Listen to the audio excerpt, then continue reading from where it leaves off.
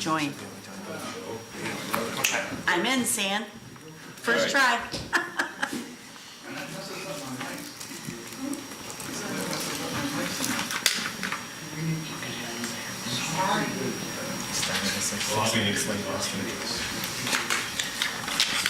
Are you ready, Clerk Last? I am ready. You are, sir.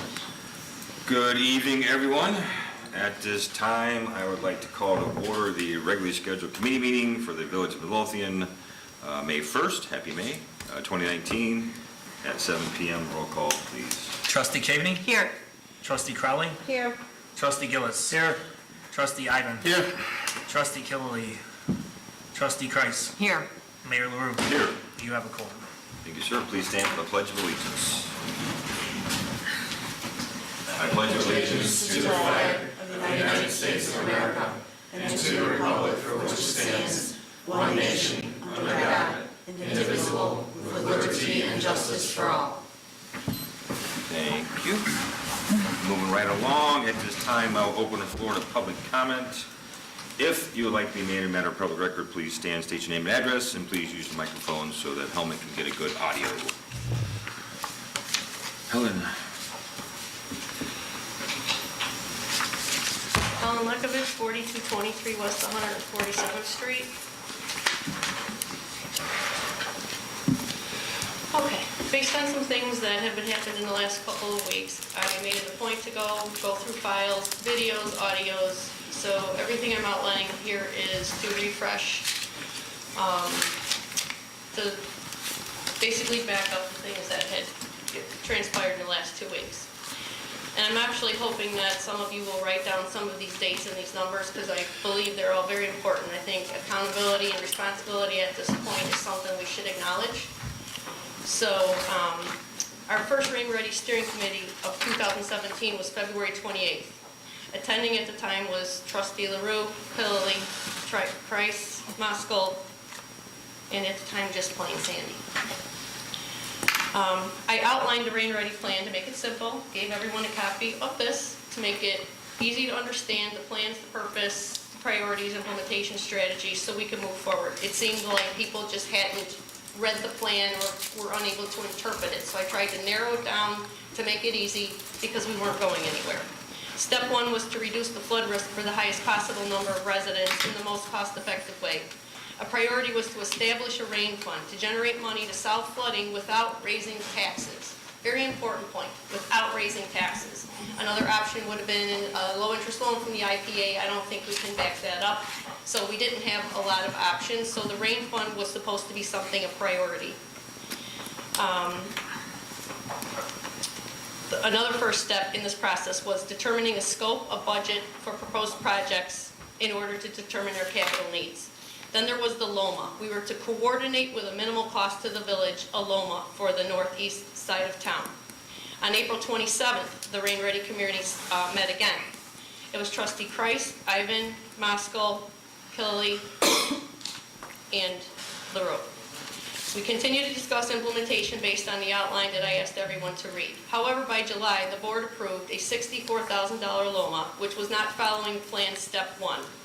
July 12th, at a board meeting here, and I have my 2-page notes, I remind the board and the mayor of the above meetings. Now, keeping in mind, what is bothering me is we just went from before the election to after the election.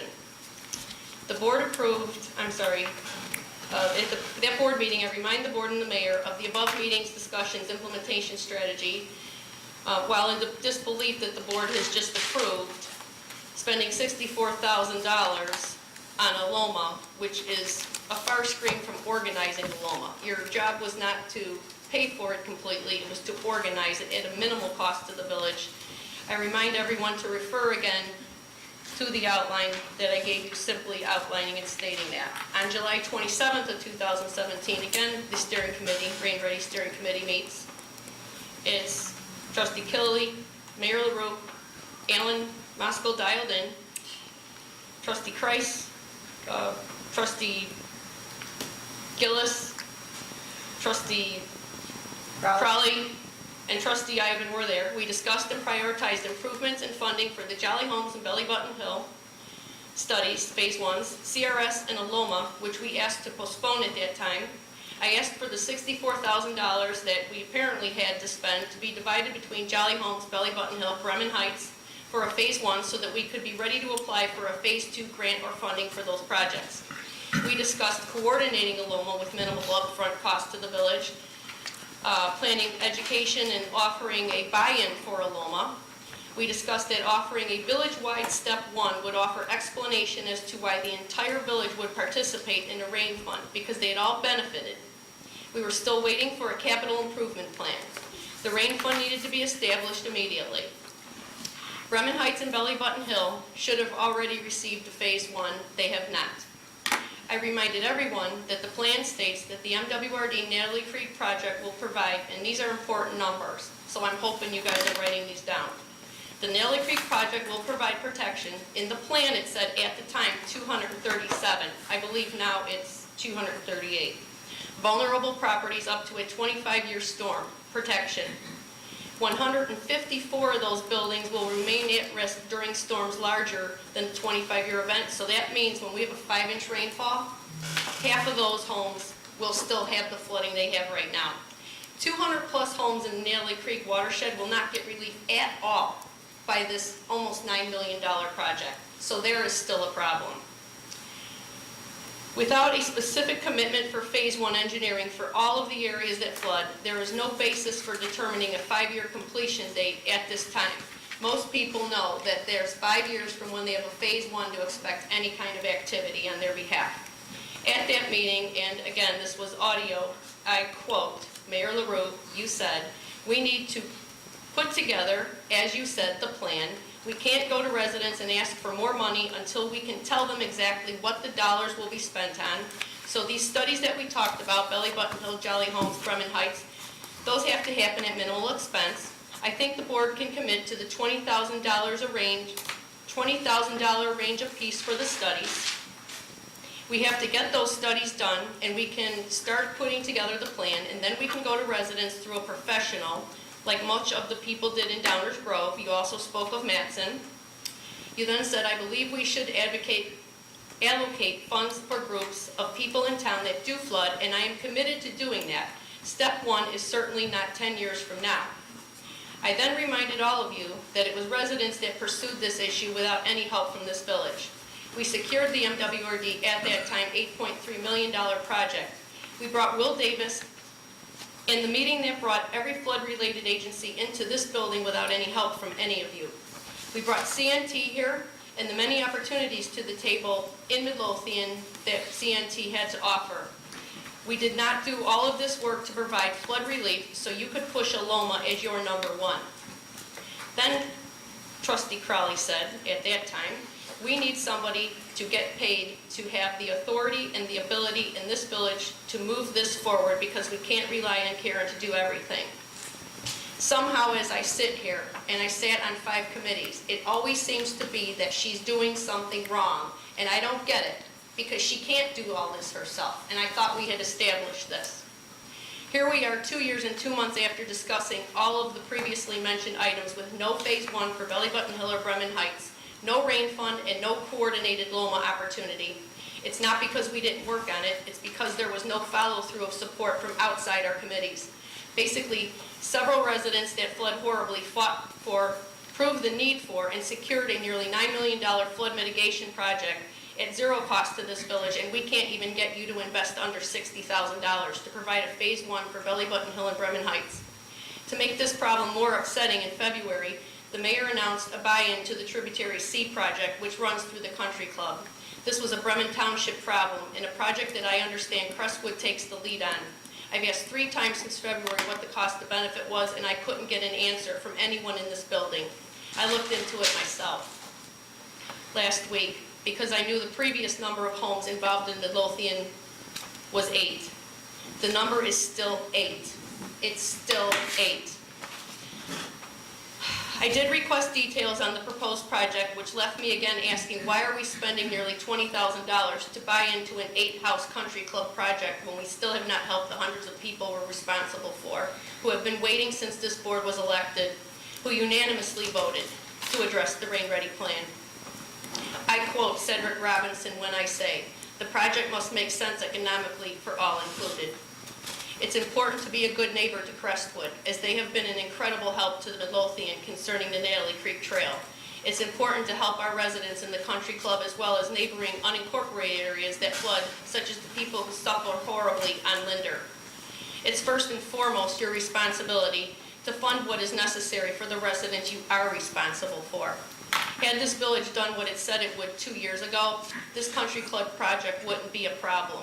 The country club and unincorporated Midlothian will not be contributing to a Midlothian rain fund, will they? Last Wednesday, I was told by a village trustee that plans change. Today, I'm responding the same as I did last Wednesday. If the severity of a problem and the cost to benefit hasn't changed, the priority shouldn't either. So while your plans may have changed, your residents' circumstances and financial loss has not. Thank you. Yes, you had asked for information about the trip C.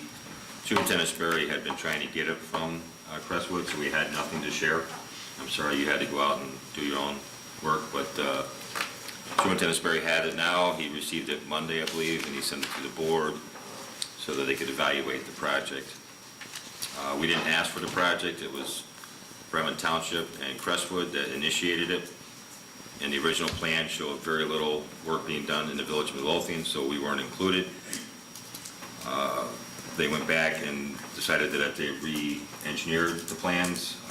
A bulk of the work would be done in Midlothian, and that's why they reached out to us to ask if we'd be interested in sharing in the cost of Phase 1 engineering. I did not ask the board for any money. I didn't give them any information to look at to make a decision on giving money. Did you see this then? Because this was February in the newspaper. I Said you would go and cite that. did. I mentioned that I went to a meeting with Superintendent Sperry in Crestwood, and that they told us that there was a project that they're going to have to re-engineer, and that they were asking the village for money. Nothing has happened since then until Monday, when Attorney Valdez got an IGA and Superintendent Sperry got the plans, and they have been shared with the board, and the board will look at it and make their decision. I would hope that you would be included, and I'm sure Trustee Christ will share the information with you. So the project is near the driving range, Yes. and the country club has a water problem, and it's a country club problem, and MWRD was looking for storage, which is why they were looking for the country club to, Use the driving range as overflow. as well as help themselves solve their own problem. The country club wasn't initiator in the project. It was No. Bremen Township, and it was Right. Crestwood. Yes. Because Crestwood already had a project done. Yes, This is Crestwood Crestwood did. 2. Yeah, the country club didn't ask for it. They were going to be asked to use some of their land for overflow storage. There's currently 2 retention ponds over there that are fully non-functional that MWRD would like to redo and make them functional, hence the work in Midlothian. The plans are, the board has all the plans, and we'll take some time to look at it. And Helen, I hear you. I stand by my comments at that one meeting that we need to have plans so we know what it costs, so we know what we have to go and ask the residents for. I still stand by The that. country club is not our problem. This and while is I not think for the it's country great, club. This is the for Bremen storage Township. And the unincorporated area is not your problem either. No, but the homes on Maple Lane and the homes on, That's and- unincorporated. No, it's not. no, it's not. We own, Village of Midlothian has Maple the Lane is people not on unincorporated. Maple Lane. And we also have the people in the Fairways that this So backs up to. you're justifying an 8-home I'm- project. I'm, It's more than 8 homes, Helen. I'm not trying to justify I anything. spoke with them last week. With It who? was 8 homes. With who? And I will go ahead and I will double check again, but I was out with these engineers who I spoke with. I'm not- That is who I spoke with again, and I'm not getting in the middle of a he said, she said match. I'm not trying to justify anything, Helen. A project was brought to my attention. We brought it to the board's attention. The board will have to look at it and deal with it. Whether they vote yes or no, that's up to the board. And I still agree that Jolly Homes and Bremen and Belly Button Hill are the priorities. We got the study done. In Jolly Homes, I attended the resident meetings. I attended the stakeholder meetings. I met with David St. Pierre. an off-site location, and I stressed the importance of stormwater projects in Midlothian. Nothing's changed. This board hasn't said no to any plan or project or program in the last 2 years. The $64,000 that we all discussed, that we were supposed to move forward and divide it 3 ways, has not happened. It was already going to Okay. fly out of the bank to the Loma. so Why hasn't it what happened? But we didn't do the Loma because not all of us were in favor of the Loma. I sat out there and I sat right here. And then it had to be Well, retracted. I'm very appreciative that you did get the board to take that back, because the $64,000 was going to be a waste of money. Okay, And so- Terrell Group was going to rip us off for $64,000. It's going to cost hundreds of thousands of dollars to do a Loma for that Midlothian Creek floodplain, hundreds of thousands of dollars, because the maps still show Natalie Creek cascading into Midlothian Creek. That's the biggest problem. We, as a village, have to pay for the engineering. The maps still show, they still believe that Natalie Creek dumps and cascades into Midlothian Creek. Who believes that? Army Corps of Engineers, Okay, well, I IDNR? just took a lot of pictures the other day to show that that in fact really wasn't happening, so. we know that. And we already know that that's not And happening. MWRD knows that, and they have modeling that says that this should not be a floodplain, but IDNR And I and spoke to them about it again, and I'm emailing them more stuff that they will have their engineer look at again in 2 weeks. I'm not here to irritate you, but what's gonna happen here is I'm gonna walk out this door today and we're gonna be the same boat. There's gonna be nothing happening for Belly Button, there's gonna be nothing happening for Belly Lights. And when those people called me yesterday, they said that you told me to believe in these people. Well. And I said, well, at this point, I'm telling you to do what you gotta do for yourself. let's make it happen. All right. Well, There's give no one me here. the checkbook then. I don't even know what to say to you anymore. There's no one here standing in the way. We're not saying no to Oh anything. my God. Somebody else has a question, because I'm losing it. Well, I just don't understand why, when this was all going on, before you guys were elected, you were there for the meetings, you were there for everything, and now none of you are there. And if I may add, I've asked a number of times to have these meetings scheduled later in the day so that I could be there. And I was told it wasn't convenient. When you ran, you told us that important meetings you had already determined you could take off, because see, I'm losing everything I have because I've had to revolve my life around doing jobs that aren't mine. So do you know how many days a year I take off to attend meetings? I don't. I miss but a lot of days of know that work. I lost lose 80% money. of my business, and we're not here to have a personal discussion. I don't so- get paid when I don't work, so I lose a lot of money when I leave work. Excuse me, Mayor, but Yes. when you're not able to make the meetings, can't you send a representative from the board representing you to speak for you to the meetings? Isn't that what Trustee Kreis is? I don't know, you're a resident, I don't know, is that what she is? She's been designated the representative for For you? Midlothian and Rain Ready, Is and she a representative for you? Can she speak for you? yes, When you're not at the meetings? absolutely. I never, Trustee Price, I do my best. That's all I can say. I do my best. you know, and I wasn't gonna say anything, before the meeting, I wanted 10 inches of water in my basement again, so it put me in a very bad frame of mind. And all these things that we promised shouldn't take years to accomplish, I or to absolutely, put the wheels in motion. I agree with you. It's easy to talk, but when you don't do anything, you don't stand up publicly and make a comment that this is what's going to happen. This board is 100% behind this issue, or how many ever percent it is, behind this issue, and we're going to do something.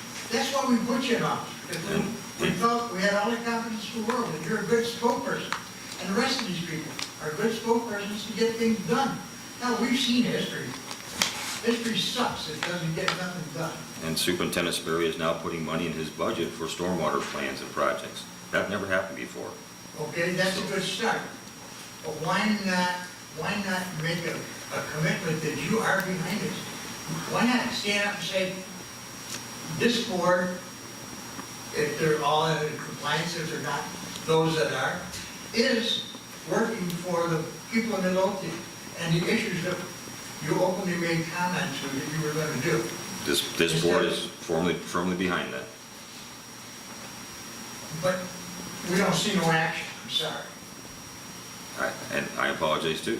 I told you at other meetings that I've been with you at, that I'm a patient man, and sometimes patience gets tried because Oh, yes. nothing seems to happen very quickly. And it's, I don't know if that's just the nature of government or this board or whatever it is, there's a lot of things that I'd like to see. The And bus I'm in shelter. sympathy with your job, as far as the board. I'm in sympathy. We're trying to appease 15,000 or 10,000 people. It's hard. But the same token, when we get people who are as diligent and openly come into this community to support us and the things that we're doing, it's a feather in your cap and the board's cap. You guys are on the right track. Pick it up and run with it, instead of squashing it, putting it on the side, and hoping it'll get done, and if it don't, well, we didn't stand up and make a commitment, so we can't be at fault. That's what people. I say it right now in front of you, I have been committed since I said I was committed. Nothing's changed, nothing's wavered, things aren't happening as quick as we'd like them to. It's not good, it tries all of our patience, but there's a board of 6 trustees that have to get through the motions and read all the paperwork, and, I support it. Well, then I'm asking you to act and find that money that was supposed to be given to that direction. There was a $64,000 pile of money, and it went somewhere else. And it was supposed to go to these areas. That's 2 years they've been waiting. And this should all be on record, because I'm getting tired of talking and then being accused of, apparently I've not asked. Our committees work their butts off. Hours. I 6 accused years you? of hours, and now we're being told that it's Trustee Christ who's sitting there who brings things here and then nothing happens? Is that the end of the story? I'm accusing you of something? I'm asking. We didn't say you were accusing anybody. We're asking questions. We've done other things as well. We've spent money on the permeable parking lot over there by the VFW. We spent money on a permeable parking lot there behind Flannery's. Helen, I get it. I don't think you do. I really don't. And neither do the people who are moving, or the lady who bought the house on the south side of Belly Button Hill who came out to talk to me today. They see that there's nothing moving. They see that we're here all the time. They see that we meet here every month. You can say all you want, but until you do something, they know that nothing's being done. Well, I can't sign a check without the board Okay, approval. what's holding us up? I don't know. What's holding us up? Well, okay, so I actually would like to say something with regards to the Loma. That was, That wasn't the question I asked. I don't mean to cut you short, but I still have the floor. And I asked the question, is what's holding the board up from doing this? And when you come to me and tell me we're gonna do a Bremen Township project with our money, we're not gonna do a Bremen project with our money as long as I'm in this village. And as long as the board that supports that, you will not be on opposite end as far as I'm concerned if you do that. You know how many times we fought those people up there and we tried to bail them out? The reason that they're in this mess up there is because they didn't want the streets and curbs and gutters. The people in Maple Lane? No, he's talking about, The people on on- Linder. This has nothing to do with Linder. That's it.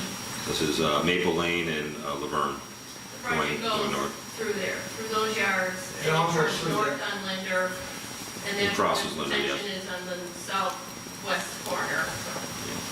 Yep, trust- well, what I was going to say in regards to your question was, I actually sent Trustee Kreis an email and asked, because one of the things that I wanted to know is, I remember the Loma conversation, and I remember putting together, I was just looking it up while we were talking, I had put together the pay it forward permit and license that we were going to do instead of using village money that we had sent to the village attorney to create the ordinance. That was done, and then we had the village engineer as well as the other engineer that put the Loma proposal together come in and talk to the board, when it was decided that that was not the best course of action and that it would be better for people to, Engineer Nagel was going to check into submitting the maps, and I don't know all the the terminology, but submitting the maps so that those people may be able to get themselves out at that point. Other than that, I don't know what else has been brought in front of the board for us to vote on. Because I would have, no, let me finish, let me finish, Helen. Nothing has been brought in front of this board since I've sat here besides the Loma that I can find, and I went back through my notes. And we did that in To get us- 2017, our first summer here, right? Yes, to get us to vote. I am not at these meetings. I try to make them when they're important, when someone tells me, hey, this is important, or we got a lot going on. Like other people, I'm downtown during the day. I can't be there. We understand. But, You can't make all of it. but my question is, and I'm not, to look at me, I'm a flood victim too, and I think everybody knows that. People have been to my house. I flooded many times. I have tens of thousands of dollars, so I'm on board with But when you're solving the saying we're not problem. asking you to vote on anything, what do you? Nothing has, What are we doing right now then? there's nothing on the, we can't vote on something that's not on a piece of paper. It's not on So the what do I agenda. have to do to put it All- on paper again? Because I put it on paper every week. All we need is, all I need is someone to put it on the agenda and send me the documents, and we can have a vote on it. Put it on there for next week. But that's my question. My question is, I don't know if it's a lack of communication, because I'm just as frustrated too, because since I've been here, I have not been brought one thing as a board member to look at and review, to vote on for flooding besides the Loma. Okay, well, I asked you to write those dates down, so go back and look at those dates. And I'm gonna keep on going. No, Helen, I'm not saying you didn't, but we don't, because somebody stands up there, I wish it was that simple. Because somebody stands up there, we can't vote. It has to go on the agenda, it has to be posted that we're gonna take action, and then we vote on it, just like everything else, just like we do for everything else. When we first started this, why didn't somebody stand up and tell us, well, let's put it on the agenda and then we'll vote on it? We all said, and I believe you all were in this room, even Sleepy over there, everybody, and yeah, I'm mad, so if I'm out of order, lock me up, okay?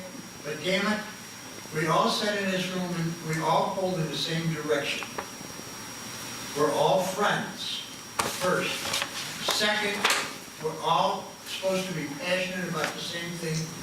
That's the village of Midlothian. If we're not, leave, follow, or get the hell out of the way.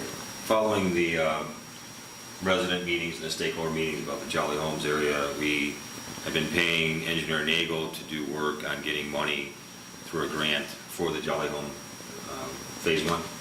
And he reached out to me late last week to say that it looks very good that we're going to get that money. He didn't have anything in writing, so he didn't want to, he didn't make the meeting Wednesday either. I guess what I'm saying is that the village has been spending money. Well, let's move it along.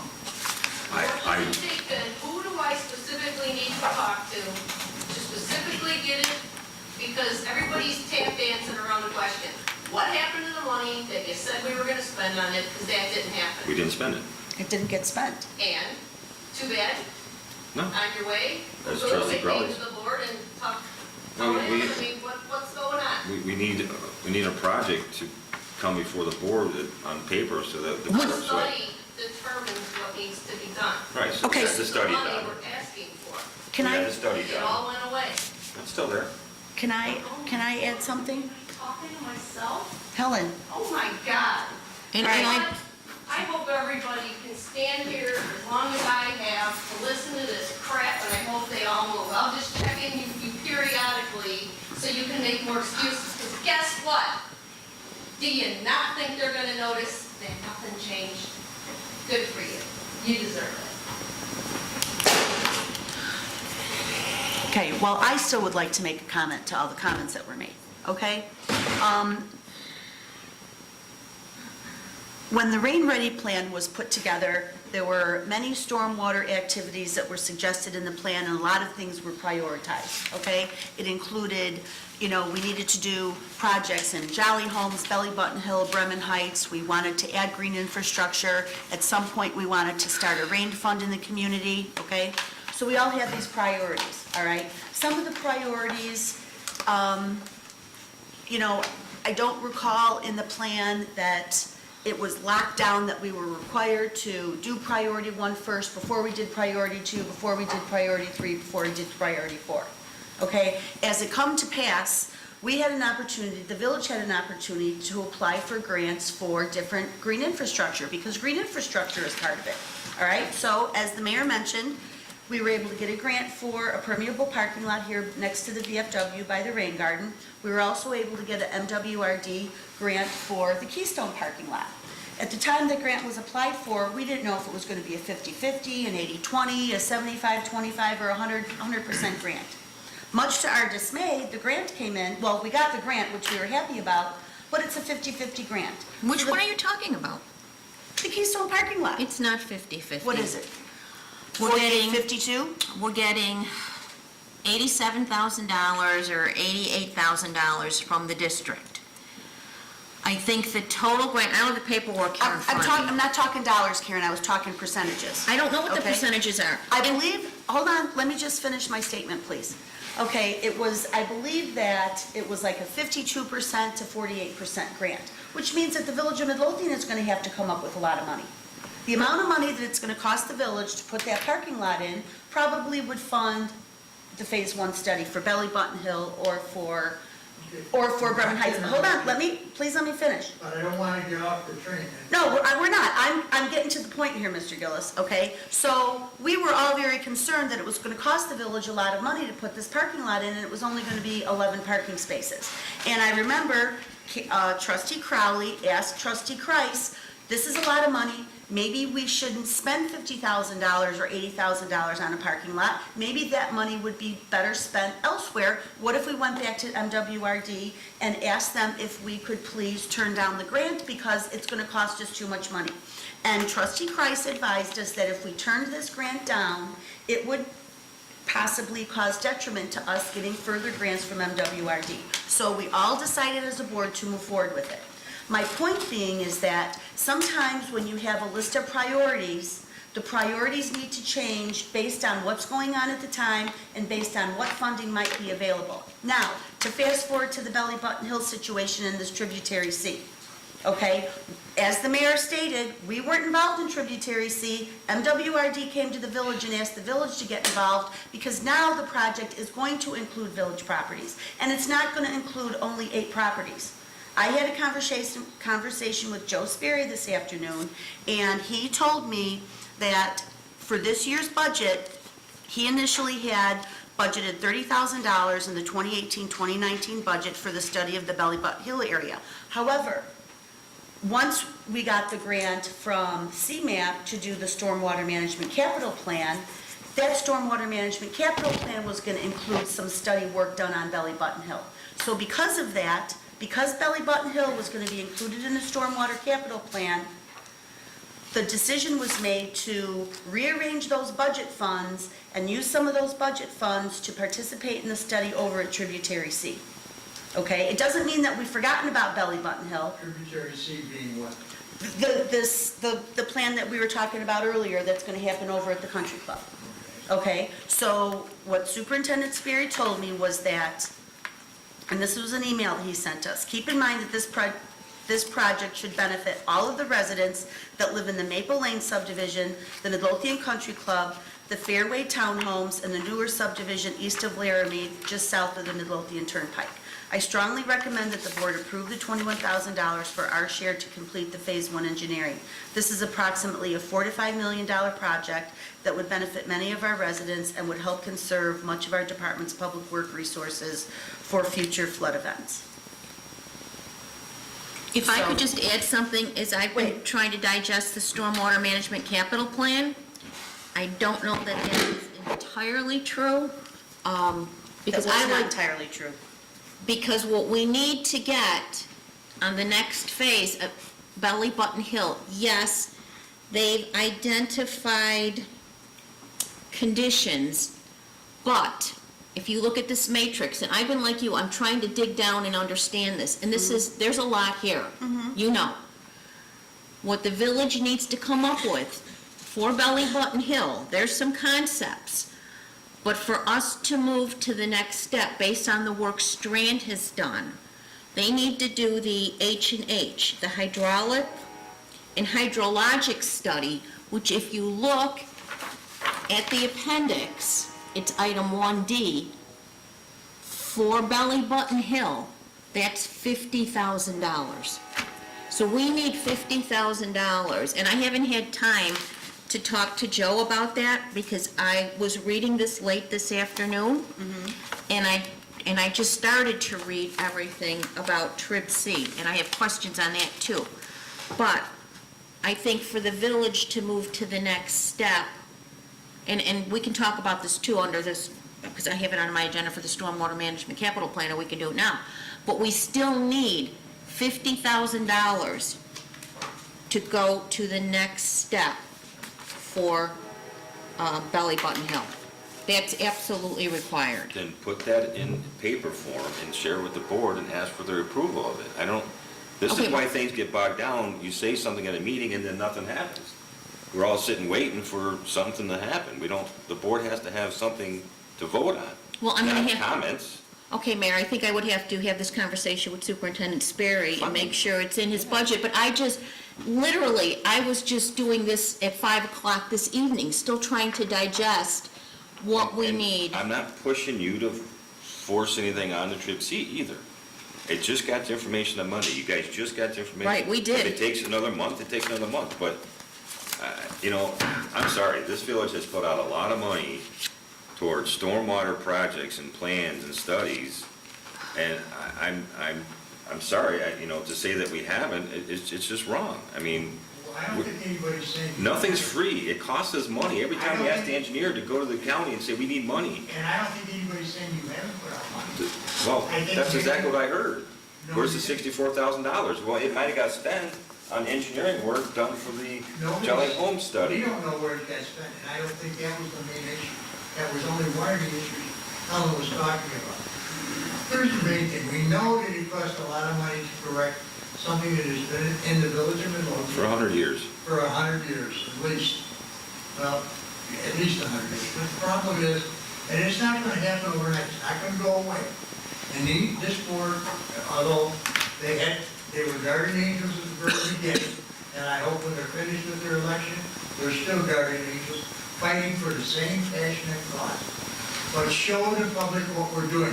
And by golly, if the stuff that we're doing is costing too much money, and we really can't afford the $50,000 there and the $50,000 there, then let's get off of it. Let's get on something positive. If that's not positive in our realm to do this, then why are we just dragging out time and talk? Why don't we let the people know what you're really behind is to get something done? If somebody would have said to me, when you came in office and we replaced the existing board that was here before, who were not all on the same page. Now we have a board that's supposed to be all on the same page, and I still hope they are. Why not get on the same page? Why not help each other and work for the same cause to make this village a better place to live in? That's why we're all sitting up here. All of us are sitting up here to do something But better. it's so easy to talk and not let other people in. Why are we getting all these phone calls from residents in town? We happen to know a lot of residents, okay? There's some of the people you have to wait, or some complain just to be complaining. But some of them are legitimate complainers. I agree, senior, and I get a lot of phone calls too. And everything I get a phone call about is a priority. Everything. As my role as a mayor, everything's a priority. The individual that can't park in front of his house because they have parties down the street. The person that parks too close to the stop sign at the end of Lawndale. Nobody ever said your job was gonna be easy. The water running off of Bill K. Ford parking lot. I've met with him twice. Again, Everything's a nobody ever- priority. Again, nobody ever said your job was gonna be easy. And I'm not up here complaining. The issue that we're trying to get to is one issue, and that's about the flooding in the village of Midlothian. That's what the Rain Ready Committee was talking about. Look at all the things that we brought to this village with Keep America Beautiful, from Keep America Beautiful to Keep Midlothian Beautiful, the Nanny Creek Project, all those things, and the people that we brought in here to help us. And this board has supported every one of those in the last 2 years. We have never said no to any of it, and I don't know, you say actions speak louder than words. It's going nowhere. Nothing's happening. So what are we doing wrong then? We haven't received any documents to vote on to spend money on it. Well, let's move them. What were all these people doing when they came into town in the last 2 years, asking to do this and supporting this? They showed us what, well, it was the stormwater management capital plan, now they showed us, they gave us a dollar amount on what it's gonna take to do these projects, which is what we needed in the first place, to be, even think about doing the rain fund, but again, we spent money on the Jolly Home study. And now we're hopefully on the precipice of getting more money from the county to actually do the phase 1 engineering. If that So doesn't go scratch Jolly through, Homes off the list. if that Done. doesn't go through, then we'll have to do it on our own. But we don't wanna spend money on something that we think we're gonna get money on. Okay, if you're spending money on something that's not gonna work, it's not beneficial, why don't you let us know as taxpayers in town? If you're spending something on money that Kathy just said, cross this off your list, it's done. Why not tell the taxpayers what's done? Why not tell the people who put you in office? I feel like I Karen mean, sits if up here, they don't come to the board meeting, they don't know these things. I think Karen sits up every week talking about the progress Karen's of, only one person, but she's She the needs liaison. help.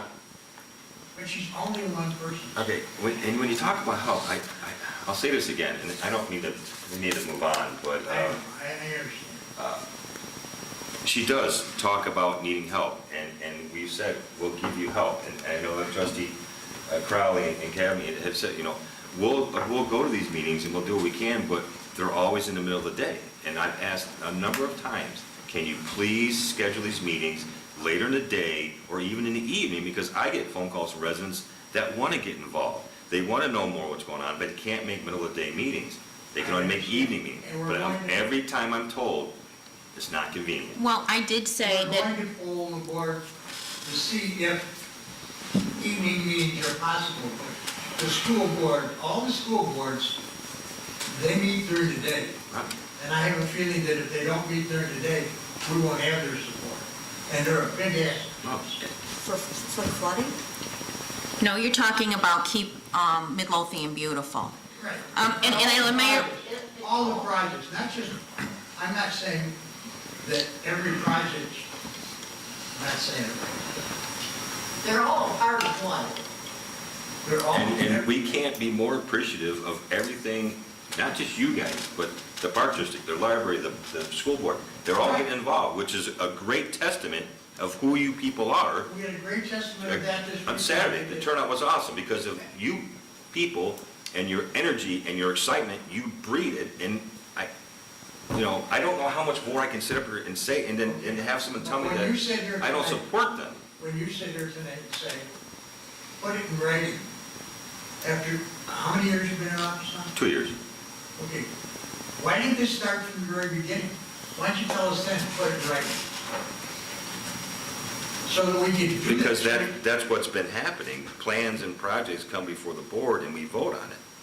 But we From- can't put it in writing, Gary. No, you can't, but we have an engineer that could, that all he has to be told How is, do we need to get our issues to you so that you can act on them? The trustee liaison. That's our job. I thought that's what, Well, that's what we've been trying to do. So I can tell you so when something from CPC, when they need something, I bring it to the board, I I'm put not it in. talking, I'm just saying in not general. your job.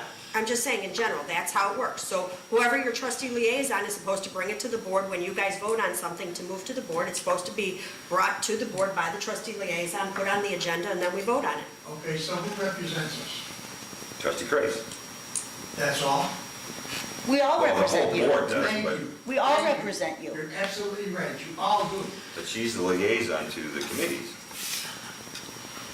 No, maybe I'm, Well, okay, with regards to Keep Midlothian Beautiful, if the executive board needs to meet during the day because they are business people and they're people who are, they're business people in the community and they're educators in the community that prefer to meet during the day, that's fine. But some of the other KMB meetings need to be held in the evening so that other residents who want to participate can participate.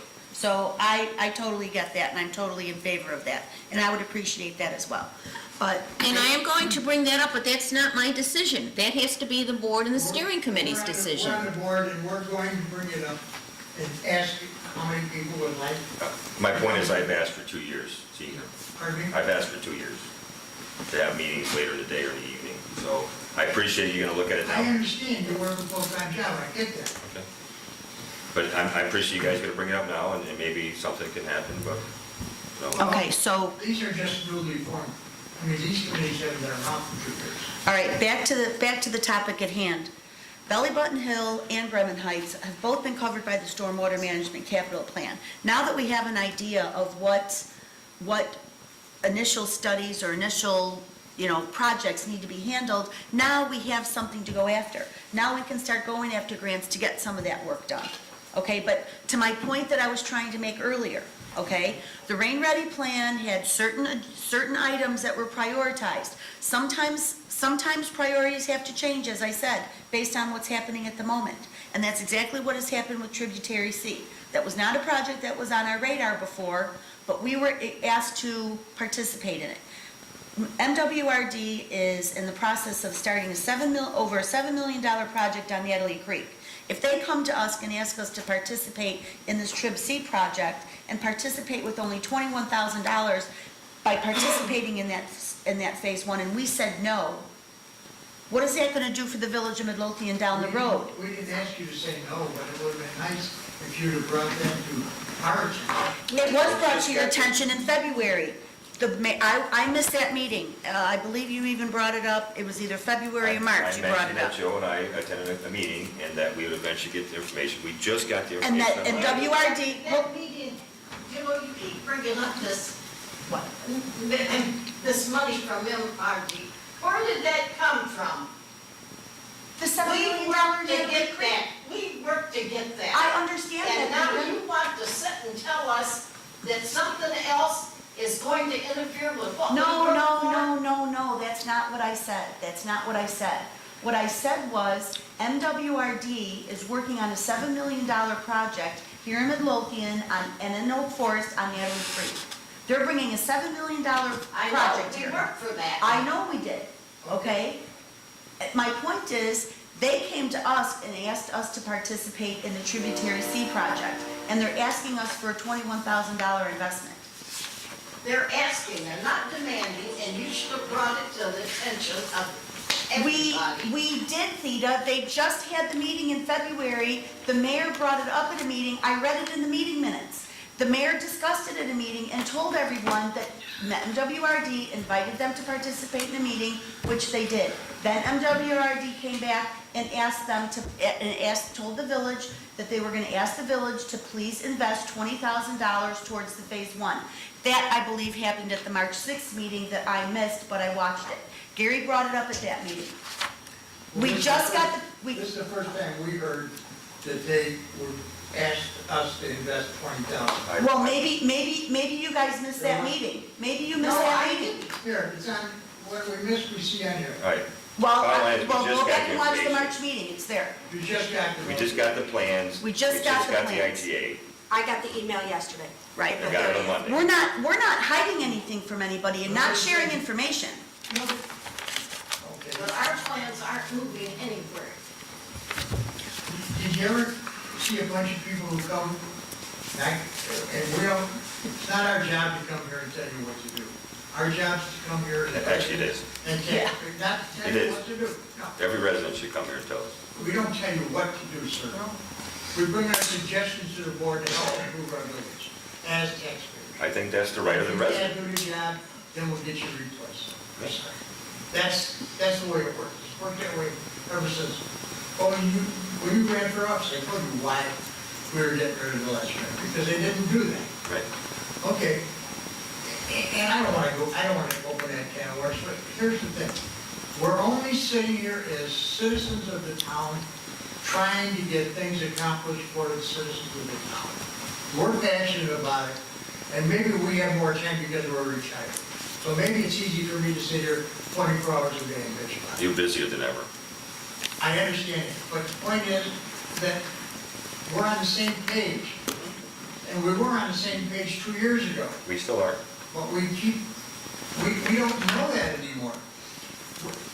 I'm gonna say, it. When we start directing finances to do other things, instead of the initial issues that we never took care of, we're missing something, we're skipping over something. All right, but just to be clear, we have spent money on other stormwater issues like green infrastructure that wasn't high on the priority list. Correct. The village has spent money on we're very close to getting money from Cook County for the Jolly Homes Phase 1 engineering. I understand.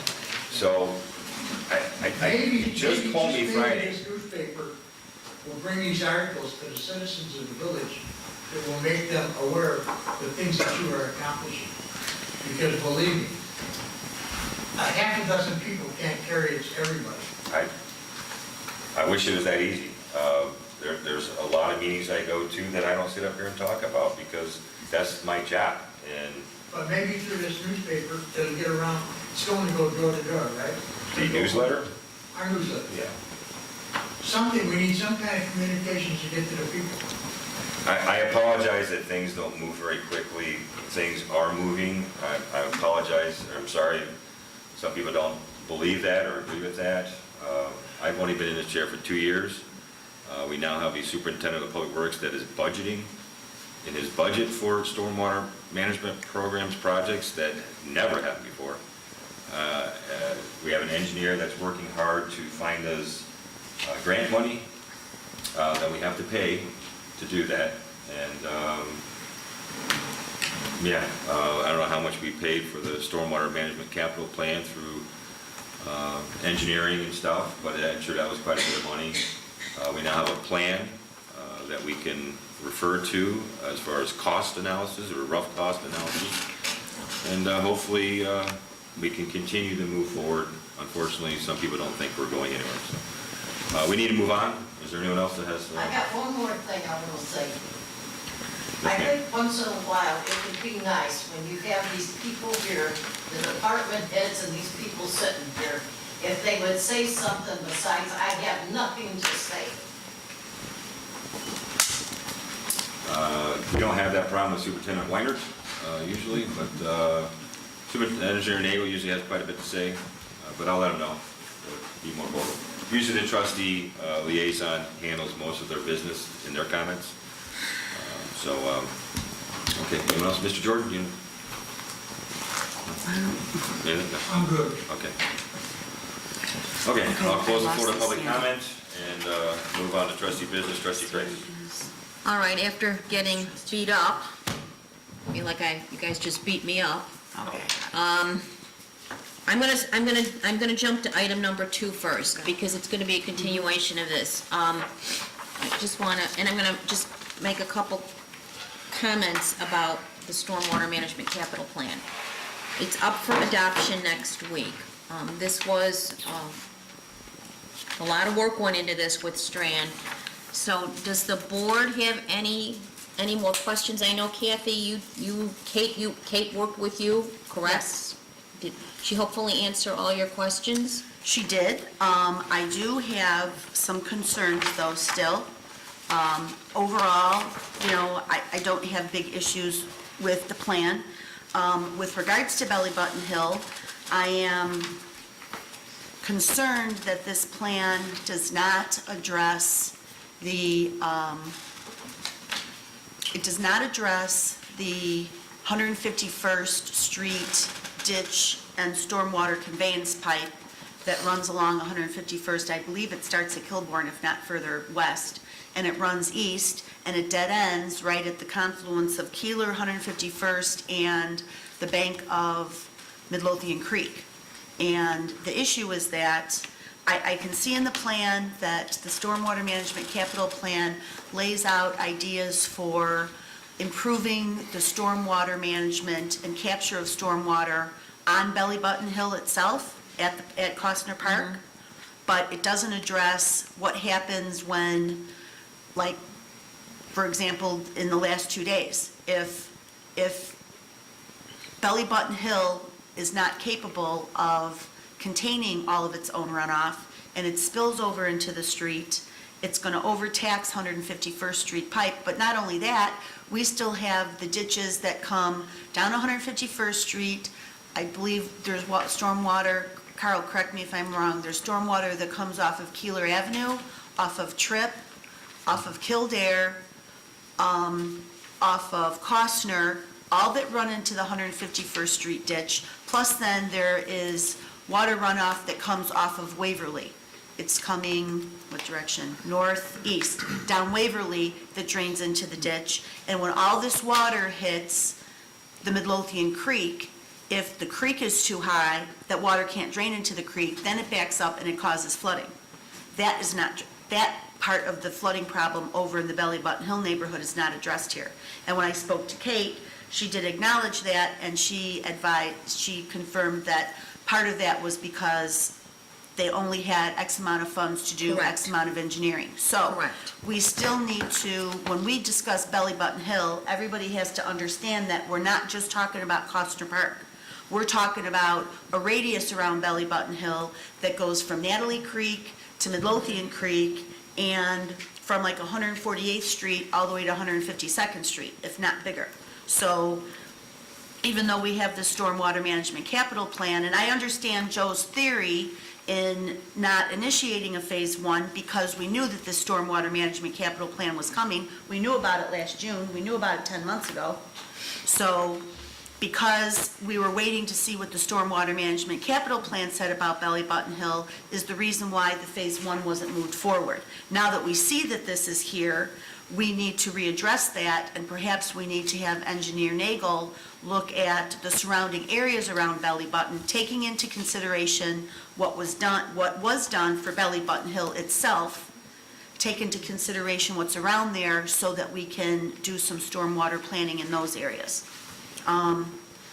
Also, as you had discussed, it was mentioned at last week's board meeting and also at the Tuesday night meeting, this is a living document.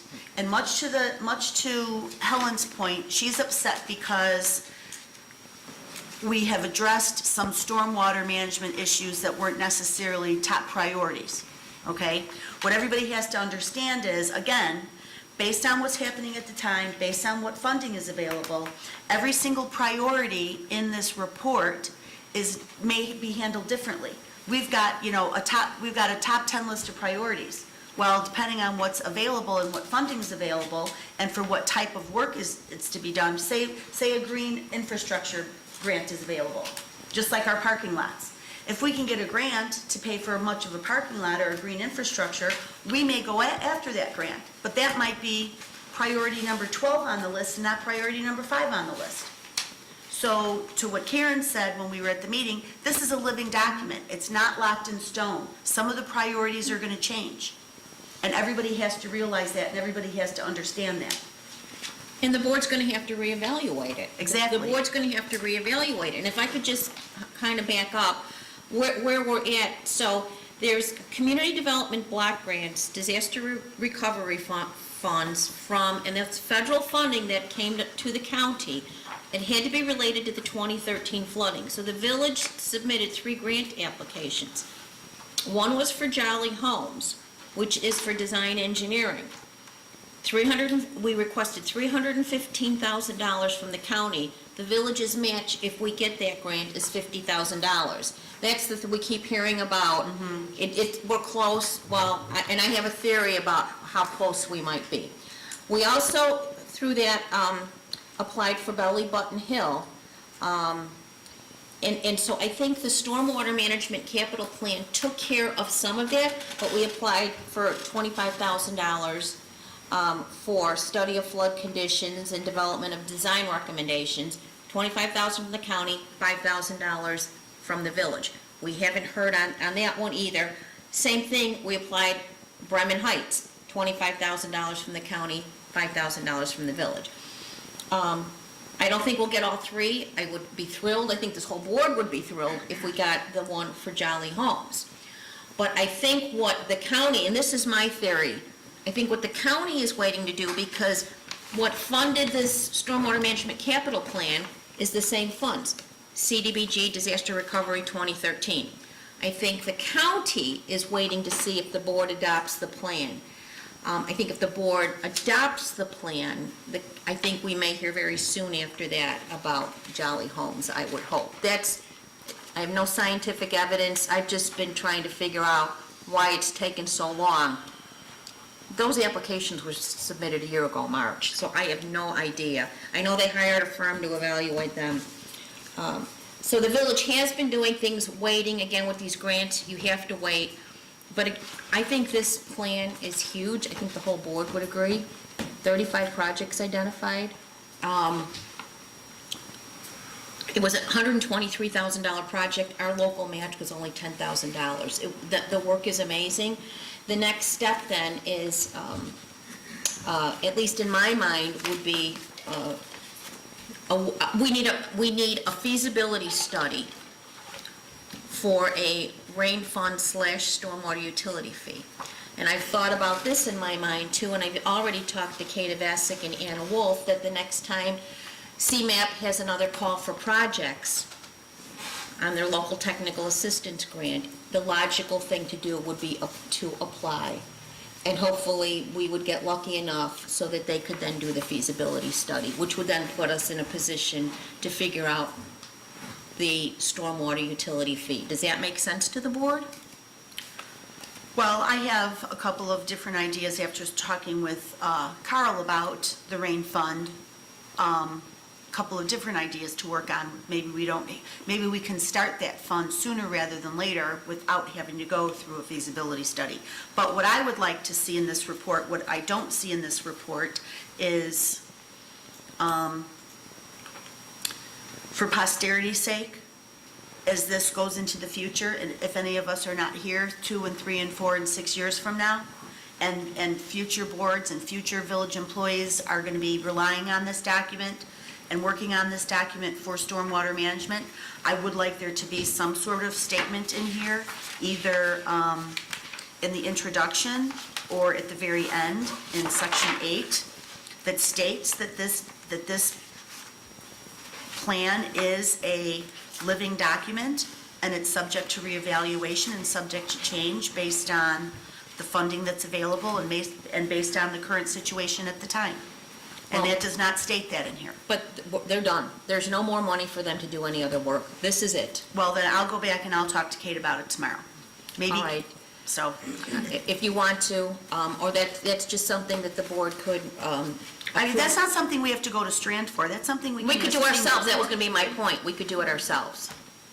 One of the things that I would like to see is the same thing I brought up when we talked about this when they came out and presented the plan, is I really think there needs to be a clear component in there on how we're going to educate residents, how we're going to communicate with residents, and how we're going to get that feedback back from residents, because right now I don't think that's clear.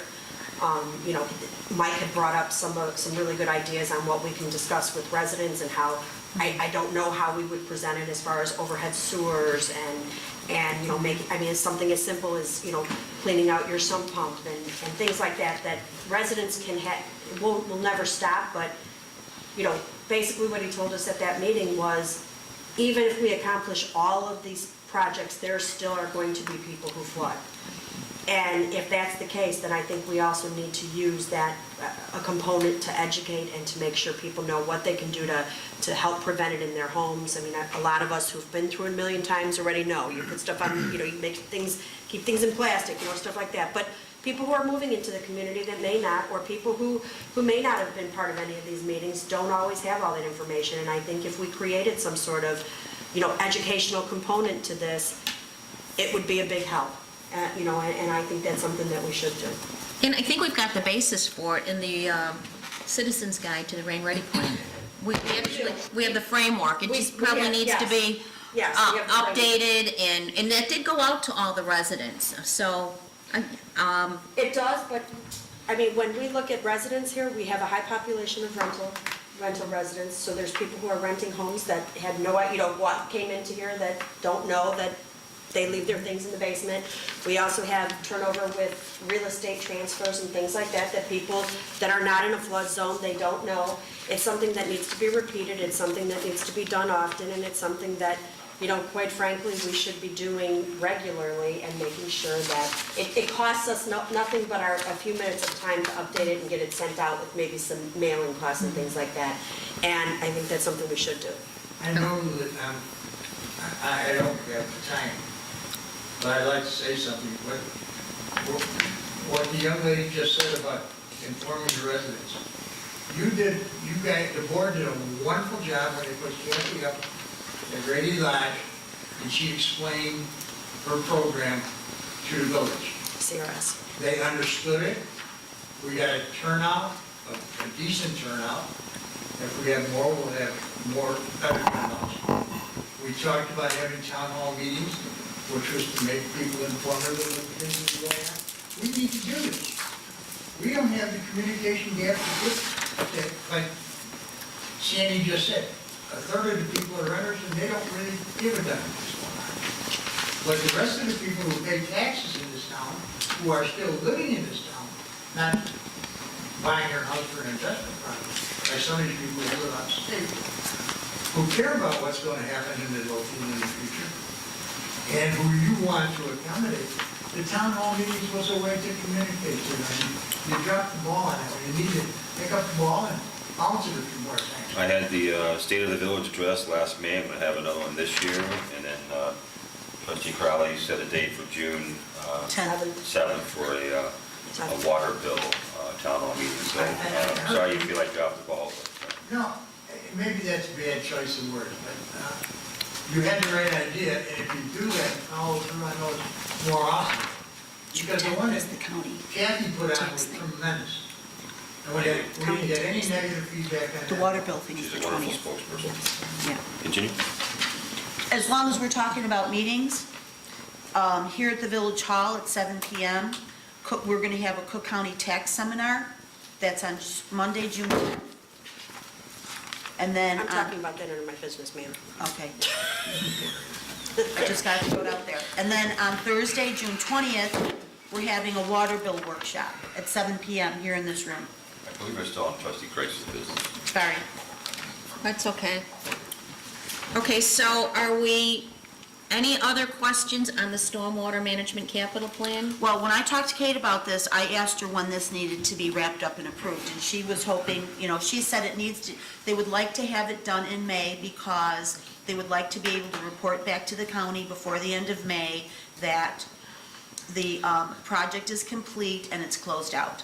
So, I still would like to go back through it again and make sure that I fully understand it and fully understand all the projects that are done. One thing that I did notice with regards to the Jolly Homes set of information was that the focus was on 151st Street and the upsizing that storm sewer line and then also updating or repairing some of the lateral lines. What was not present was any stormwater planning for the area between 152nd Street and 153rd Street. And that area floods terribly. If you remember, that's the area that has that sidewalk that runs east to west through the neighborhood. There's that sidewalk that runs all the way through, and then it dead ends right at Park Creek, also known as the Calumet Union Drainage Ditch. Okay, that whole section has a myriad of flooding as well, and it's not addressed on this plan. And I had asked Kate about it, and Kate told me that based on some of the initial hydrology reports that were completed, she said they were hoping that by fixing 151st Street and working with the school district to make larger the current retention area they have, which it's hard to even see that it's a retention area because it's kind of flat. They're hoping that by correcting that issue, it would alleviate the flooding issue that is south. But fingers crossed, if we get this grant, this other grant from Cook County, Robinson will be able to still do a phase one on the whole entire neighborhood and not just along 151st Street. So, I just am hesitant to push this quickly to get this approved next week. I don't know if any of the board members feel that they need more time to review this and digest this and come up with more questions at all. I don't want to drag this out to the end of the month by any means. And this is the plan. It's not going to change. This is it. There's no more money left. They're done. So, Right, but everybody still should have the opportunity to read it and express any questions or concerns they have. So, Once we pass the plan, who will be like in charge of implementing the plan? We are adopting the plan. It is a living document for the entire board. It's the entire board, and I think really most of this would fall under the purview of Superintendent Sperry. These are public works projects. But again, it's really up to the board. It's a living document to reprioritize and revisit this plan every couple of years. Because we know. So Public Works will be in charge of managing these projects? Well, most of them, I think they're all engineering projects, or they're all public works projects. Okay. Right? But the board will make the decision then to bring it, which project we want to do Well, we all know. first or We next? all know what the first project is. We all know the first area is Jolly Homes. We are hoping, as I just stated, that we get the CDBG money from Cook County. Then we can move forward with that phase one for Jolly Homes. In the meantime, we probably need to move to the next level, and like I just said, for the hydrologic and hydraulics for Belly Button Hill, which I will talk to Superintendent Sperry about. I just didn't want to see any of the projects fall through the cracks because of, that we missed it somehow. Well, I think we have a plan. We've never had a plan. We now have a plan. It might not be perfect, but I think it's pretty darn close to being perfect. It's something we didn't have. This is step one. This is step one. So can we have it on the agenda next week for adoption? Well, does anybody else have any questions or issues or concerns or something they're not sure about? It can get postponed if people aren't ready. Put it on the agenda and I mean, if everyone else is ready to put it on the agenda, I'm fine with it. I'm just, Well, I think within the next few days, if we have any questions, we'll bring them up, if they haven't been brought up already. I think that if we adopt the plan, that might give Cook County the impetus to hopefully award us some grant money so we can move forward. Okay? All right? Any other discussion? Because we've been discussing this for over an hour. Next item, I would like the Veterans Committee, what's left of it, is hoping to present a certificate of appreciation to a volunteer. So I'd like that done at the beginning of the meeting next week on the agenda. And then quickly, an update from the Calumet Quarter Green Infrastructure Soils meeting. We had a long, lively meeting with Mary Pat McGuire, who's the landscape architect professor from the University of Illinois, Urbana-Champaign, and her master level landscaping students. One of her students is a PhD candidate, will be graduating in 2 weeks. And one of her landscape architect students is also a professional engineer. And they presented designs, and I can get them to everybody if you'd like them. They've been focused on 151st Street. They presented green infrastructure designs. Their next step is to attach a cost to those installations. They're going back to do that. Kate Avasic from CMAP was here. Anna Wolf from the Center for Neighborhood Technology was here, and also we had 3 individuals from the Nature Conservancy who manage the prairies here. So I think it was a great meeting. This, again, is all being funded through the Illinois-Indiana Sea Grant, no cost to the village, but they're studying the soils and how they can inform and improve our installations, our green infrastructure installations. So I thought it was really a great meeting. And then I'm going to bring this up next week as well, but I can't say thank you enough to everybody except Mother Nature for last Saturday, because Superintendent Sperry told me it was the largest turnout in at least 10 years for the Great Midlothian Cleanup, and even despite the horrible weather, we collected all kinds of trash. We still have a lot to do, but I just want to say thank you to everybody. Keep Midlothian Beautiful is working. And thanks to the employees who showed up, and we had a pretty big contingent from the police department. And Just thank you. I was speechless, overwhelmed. And every bone in my body still ached on Monday from all the raking and shoveling because everything was wet. So, thanks everybody who showed up. And that's all I have this evening. Wonderful day. It was a great day. Bremen's girls soccer team showed up. Football team. Football players showed up. Yeah. And I'd like to say, Knights of Columbus. Knights of Columbus, the, always there. the food, outstanding. Yeah. Ken Canoes is a wonderful man. Yeah, thank you. Everybody who participated was, And, everything was great. And Bruce with those egg rolls. Oh, the egg rolls I were know. great. Yeah, those were really good. Okay, that's it. That's it. Trustee Item. Thank you, Mayor. My first item is discussion of the increase of the gut tax for non-local suppliers of gas.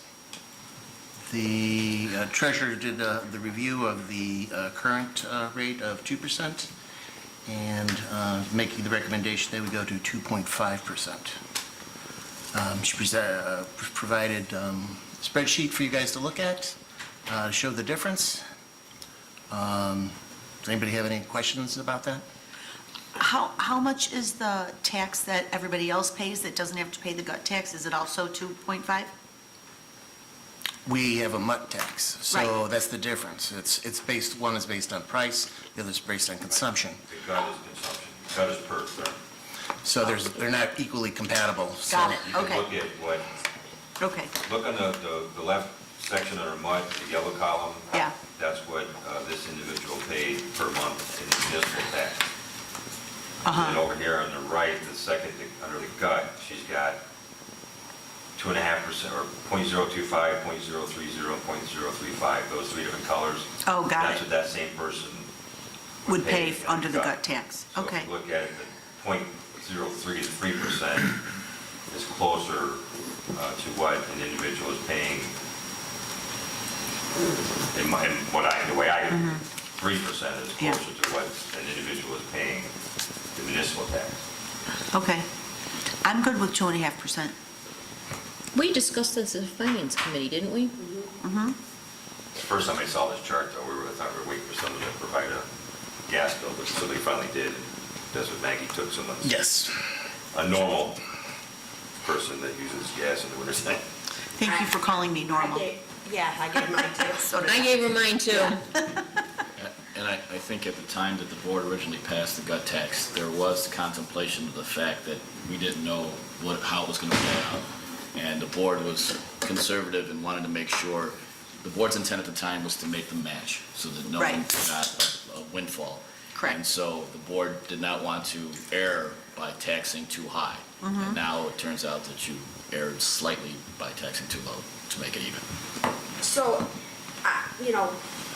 just from someone who truly believes that we should shop at home before we shop somewhere else, I really don't understand why we want to give competitors out of state more of an advantage or the same advantage that we give competitors in Illinois or in the area. Like, that's something that bothers me. I'd rather see people use the product in Illinois versus bringing it in from other states. So to me, I think Illinois should have be the better option when it comes to this. Just saying. Except for the fact that the Midlothian consumer is very limited in his Illinois options, and therefore, if you raise it to the point where it's a penalty, then Midlothian residents will not have the ability to choose. Because we're not taxing the utility company, it's a tax to the resident. So you recommend 2.5%? Yes, that's what the treasurer's I recommendation. know what you're saying, Sandy, and I agree with you, but I'd it's, rather have, then maybe that'll give room for people in Illinois to have more competition, but, I like shopping at home before I like shopping out, so. All right, so I'll have it for the next board meeting at the 2.5% increase, if that's all right with everybody then. Just for clarification, Mhm. it's not an increase of 2.5, it's an increase to make it 2.5. Yes. That's the increase to Put it make up it 2.5%. Thank you. 0.005. All right, My next item was brought up because a request from one of the people that sit here up in the boardroom, I mean, in the dais here, was to replace the broken board office chairs. So I went out and got some prices and pictures, and that's all attached to your agenda item. I don't know if you guys want... Are these chairs broke? Oh, Yeah, they're all, the cylinders broke and it's scraping on the floor, on the carpet. So Oh, I it is ruining the carpet. yeah, got it. Okay. So I don't know if anybody wants to go about the particulars of the replacement chairs or not. I'd appreciate you guys take a looky-loo at it and tell me which ones you got, like, over... Oh, are these 3 separate quotes? Oh, or just No, pictures? it's one quote, different types of chairs. Got it. I'm going to go get another quote for a mesh chair only. So that way you'll have the alternatives. Okay? The next thing is the building department window. That is something I've talked about in the past. Basically, I want to change the glass panel to be ADA compliant, which would then make our lobby a little bit more ADA compliant as well. And I want to add to basically baffles to the window holes instead of just having them clear, just holes in the window. So that would allow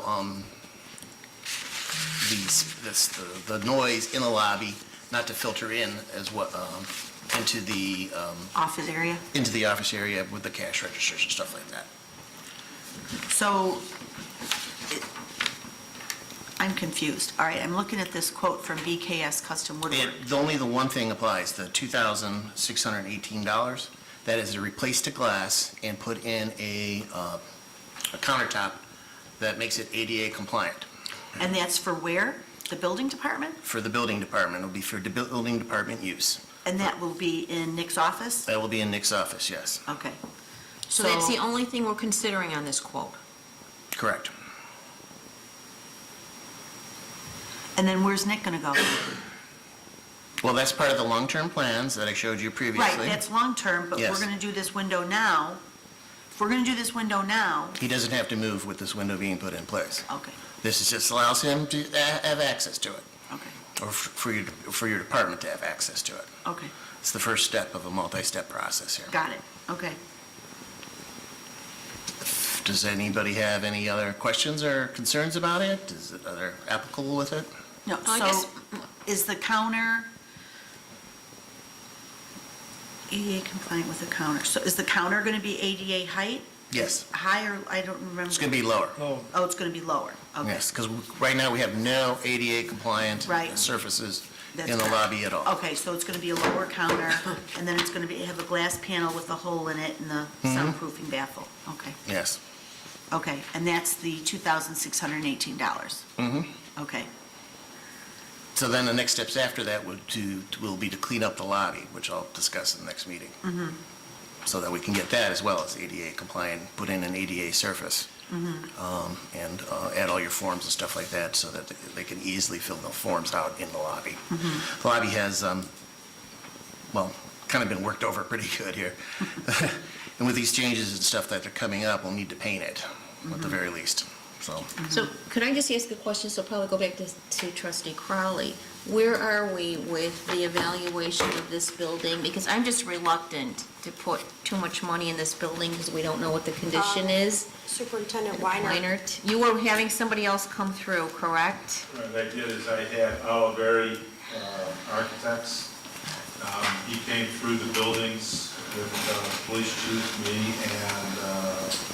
and Andy, and I'm going to have him come in at the 15th meeting. And his presentation to you is to let you know, is to advise you on what you want to do. Do you want to stay? Do you want to move? Do you want to remodel? Do you want to tear it down, start over? And he's going to give you a couple options of what you would like, which way you would like to go. And then you can decide if you want to hire him to do a detailed study on each building and which way is the best way to go based on the conditions of the building. And he went through the PD, firehouse, village hall, and Public Works. Okay, and he's going to do the presentation on the 15th? On the 15th, I'm just going to ask when it becomes available on board docs. I was going to put on that meeting so he can come in. I asked him to keep it to like 15 minutes or so and go first. And then you can decide as a board as to whether you want him to do, I don't know what I'm going to call it, appraisal. And I'll give you ideas on what it's going to take to redo a portion of the building. So Is you better off leaving, staying? that was kind of the whole point, is to get a determination as to whether it's worth putting the money into this building or whether it's not. That's what I told him when we walked through, and he's going to make that presentation to you of what he sees and what he feels should be done, and it's up to you to decide if you want to hire him, because he said, you just can't walk through the building and decide, oh, this needs to get done. You have to start like you had a guy do an infrared test on the roof with parts actually bad. You need to open up ceiling tiles, you just have to look behind stuff. You need to do a detail study, not just walk around and do that with a group of people like architects. Okay. He said you might also want to decide too, there are architectural firms that just do municipalities, just do municipal buildings, or just do a police station. Okay, you may want to reach out to that individual or that firm that does just police departments, or does just fire departments. And he's going to make that available to you so that you can ask questions and decide if you want to use them or not, if you want to use what you already have or not. And he's going to make that presentation. Not to be rude or anything, but we are deviating from my agenda item, and my agenda item is making this ADA compliant. Right. Bottom Okay. line is, we're not ADA compliant. We were at one point in time, the board at some point in time decided to remodel the lobby and make it non-ADA compliant. Right. I do believe that's against the law. I could double check with our attorney to be confirmed, but I do believe we need to get back in ADA compliance before we get her sued. Right. So- And I agree with you 100%. I would Thank be you. in favor of doing this repair. Well, then, I would like to make a motion to approve the expenditure on, to put this window into that office. I'll second. Any other discussion? Roll call, please. Trustee Ivan, Aye. trustee Quigley, Aye. trustee Crowley, Aye. trustee Gillis, Aye. trustee Kreis. Aye. Motion carries. Thank you. And that's all I have for today. Thank you, sir. Trustee Gillis. Yes, first thing I have on my agenda is the announcement of EMS Week proclamation. That week is May 19th through the 25th. There will be a proclamation that the mayor will read addressing that. With that, Illinois Department of Public Health also during that time recognizes paramedics for their years of service, and this year we have 5 of our medics who are receiving a certificate for 5 years of service in the medical service field, so that's good. And if you remember, that sort of was the guideline of when we decided to invest in going ALS. So these were the 5 first paramedics of our department, so that's a nice thing that we'll be recognizing next week too, also, or the week of the 19th. Also on the agenda, you can see that we have a educational request, and basically, if you remember, when we come towards the end of the budget year, an employee can apply for the remainder of the tuition 3 months prior to the end of the budget year, but I don't know that that's being followed. So I am going to get some more direction on this because it is a large amount, and the tuition was submitted under the budget of 2019-2020, but I don't quite understand the exact amount that he's asking for. So I will do some more research on that and have that before our next meeting so that we can discuss that if we need to, or approve it or disapprove it. And that is all I have. Sir, Trustee Cabot. Thank you, Mayor. I have quite a bit, so I'll try and make it quick. First thing on my agenda is to discuss the approval to engage Pro Champs and their foreclosure module and their pet module. I'm looking for an approval from the board to move forward. We still would have to engage with Pro Champs in, whatever contract they would have to provide. We also have to develop an ordinance and determine in the ordinance what our fees are going to be. So if I could work with Trustee Crowley, if you could work with me on the pet module portion, I will work on the foreclosure portion, but I wanted to bring that to the board, ask you if you had any questions, concerns. If you are in favor of this, I would move to get your approval for us to move forward. We are in favor. I'll second. That's what you were asking, right? Well, I wanted to ask if there were... I'll make the motion to approve the module. We're going to do the foreclosure and the pet module? I'll make that And the motion. vacant property, right? And the vacant property? Yeah, and we were going to wrap it together. It was no more money. Yes. Does anybody have any questions? Okay, I would make the motion. I'll second. We have a cost? They charge per unit. That's right, no cost. There's no cost to the cost village. to the village up front. So you're making it- And our ordinance would read that the foreclosing financial institution would be required to register their foreclosure with our village, and it will cost them X amount of dollars. And we are going to require that they register twice a year. I don't even know why we're approving this. I think we should have the ordinance. I don't know that we can do anything till we have the ordinance. I mean, I'm all for it, but... Well, that's what I'm asking for. I'm asking for everyone's agreement to move forward, because I'm not going to Yeah. spend the brain damage to No, I think review a everyone- contract Right. and to review an ordinance Without and then, everyone's approval. and not have No, I everyone's think approval. everybody's in favor of this. Attorney Valdez, can you please draft an ordinances that would allow Okay. us to approve the engaging with Pro Champs for foreclosures, vacant property, and pets? And just to be clear, I'm really in favor of a scale for the vacant properties to increase when people leave their properties vacant for years or Right. on end. I think it's a blight on our community, and I think it's something we should Yeah. really look Th- at. This is not for the person who owns one or two Right. rental properties, and they might have 3 or 4 months in between tenants because, the first tenant damaged the place and they had to spend 3 or 4 months to fix it up. It's not to hurt those people. It's to, for the scavengers who have come in, who have bought properties and left them sit. So the attorney probably needs to know what we want to charge. They're going to get, Pro Champs will get $100 for every property, but I think the board has to decide, what do we want to get every 6 months, Okay. right? That's probably the biggest issue here. I think we could have the ordinance and just leave the dollar amounts blank and everybody could Alright, email. we're gonna do it, Right. will you? Yeah.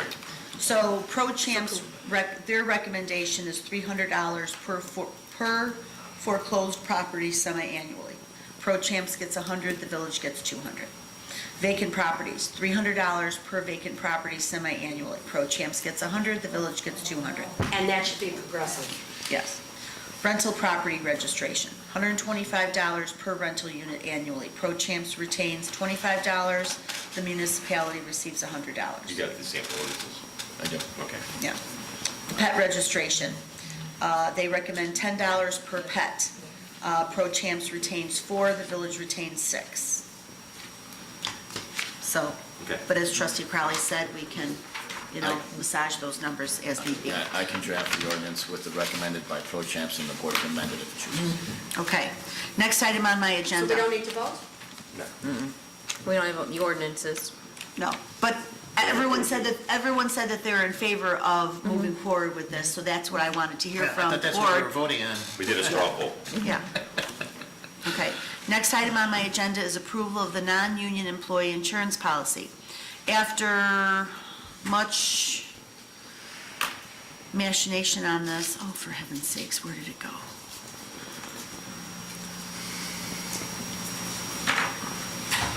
I told the board that I had a change of heart. I found it. What happened to my logo? This is a mess. I had a change of heart, and I am not in favor, I initially was not in favor, and I still am not in favor of striking retiree insurance. So I added the retiree insurance language back in. However, the retiree insurance will still be for those qualified employees who are over the age of 50 and who worked for the village for at least 20 years as a full-time employee. Their coverage would be limited to the HMO medical plan, so we still have that same HMO cost containment that we have for the employees. However, the split on the insurance will not be 80-20, it will be 70-30. And as soon as the qualified retiree is eligible for Medicare, they will no longer be eligible for medical insurance through the village. And they will be responsible 100% for their Medicare supplement. Their qualified dependents may still continue to be covered, but it would be at 100% of their sole cost and expense, which I believe is the same language that's in the police and fire. Right? No? Dependents don't get recurring coverage. Dependents don't get covered? Well, we covered depending on when you were hired. Right, but I mean, The last tier doesn't get, The final tier people don't have dependent coverage. oh, I thought they did, but it was 100% at their own, 100% of their Yes, cost. it is. That's what Yes. that's how this reads as well, the Other same way. employees have coverage for Right, but- pay, Right. So that's how this was changed. Well, I shared my feelings on this, and Yes. when we discussed this initially, we came up with a consensus that we were going to have a date of May 1st where we eliminated retiree insurance, Yes, and I'm still for that. I agree. We should. We have discussed this years ago, and we never had it in a policy. We discussed a date to come up with, which most municipalities have done years past. It's very unheard of for a municipality to offer retirees insurance after they retire. So I am not for this particular change. I would like to go back to putting in a higher date as of May 1st. So everybody that's hired before that still gets what they were told. Right. At the same percentage that they were told. The 80-20, I believe it was. So if you were hired yesterday, you're still getting what you were hired with. But as of today, or as of next week, if we pass this, I would like to change it that we do not offer retiree health insurance. Okay. So if we do, I can make those revisions, and if we put it on the agenda for next week, will it be effective next week, May 8th, or can we make it effective today? Since today is the new fiscal year. Since I don't believe that we're hiring anybody between now and then. I think we could make it probably, that would be a legal question, probably May 1st. It all comes down to is whether you hired someone with that understanding. So you can backdate it to May 1st, provided that there's no one that was hired before you did it. Well, I know for the building department, we don't have anybody up to be hired, so, but I don't know about any other department. Do we have any offer letters out there for any other department, for public works, police, fire? Not for full-time. No, Not for full-time. Not for full-time. Okay. so May 1st shouldn't. Yeah, and I would agree, I think, I don't know if you You saw, emailed- I got your email. yeah, that, after May 1st, no more, but I don't want to penalize the employees that are here. I would agree. Right, we're not going to No. penalize the But employees that are if you're here. hired after May 1st. And just to be clear, the board can do it, it can retroactively do it because these are non-bargaining unit members. But I guess what I'm saying is that it's not the right thing to do to tell someone they have a benefit and then immediately take it away. You can do that, but. Well, we're not doing that. You advise against that? I advise against it. Okay, You make those changes, Deb? yes. So, all right, so Carl, what's your thought on this? I'm not real comfortable with taking it away because it's part of the policy to hire employees. But if the majority of the board wants to go with it, We're really not I will taking it support away, because if we hire somebody new, we're going to tell them what our policy is. We're not going to be I agree with you 100%. cognizant of the fact that they're losing something because They they've never never had it. had it. Well, that's very true, sir. I'm just So- saying that was also part of the potential to hire people Right. as a benefit. You know, instead of that giving them money up front, it would be a long-term payment in the back, So one of the, back end. sorry, one of the things that I brought up in Finance Committee that I know we had talked about, and I talked to Trustee Cavney about it, is twofold. One, I think I understand the rationale behind, not offering retiree insurance after a certain point. I completely agree that we should not diminish the benefits to anybody who has already been promised that, but I'm going to go to the people that it's going to affect the most.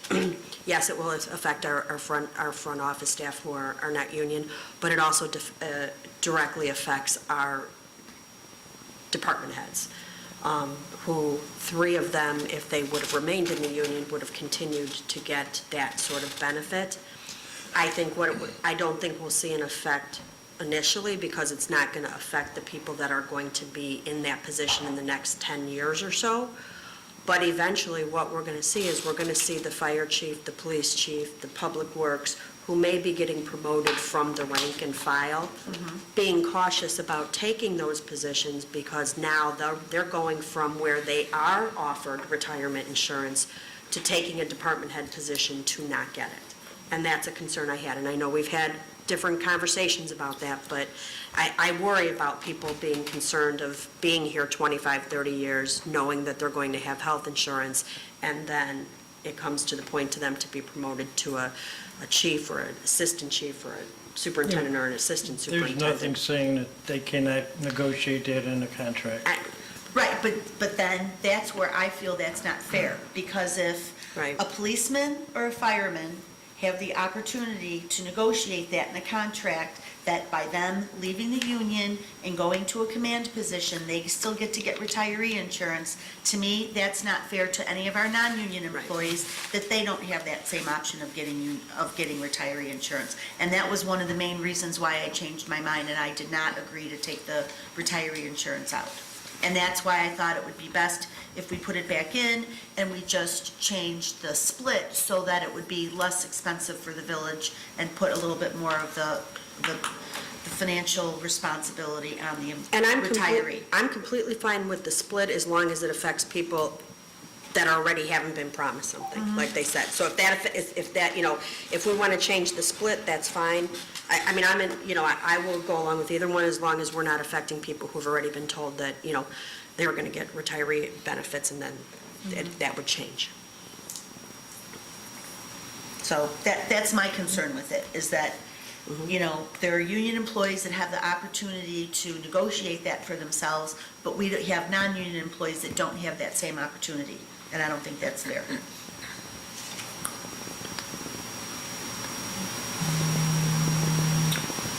So which one are you going to present to the board?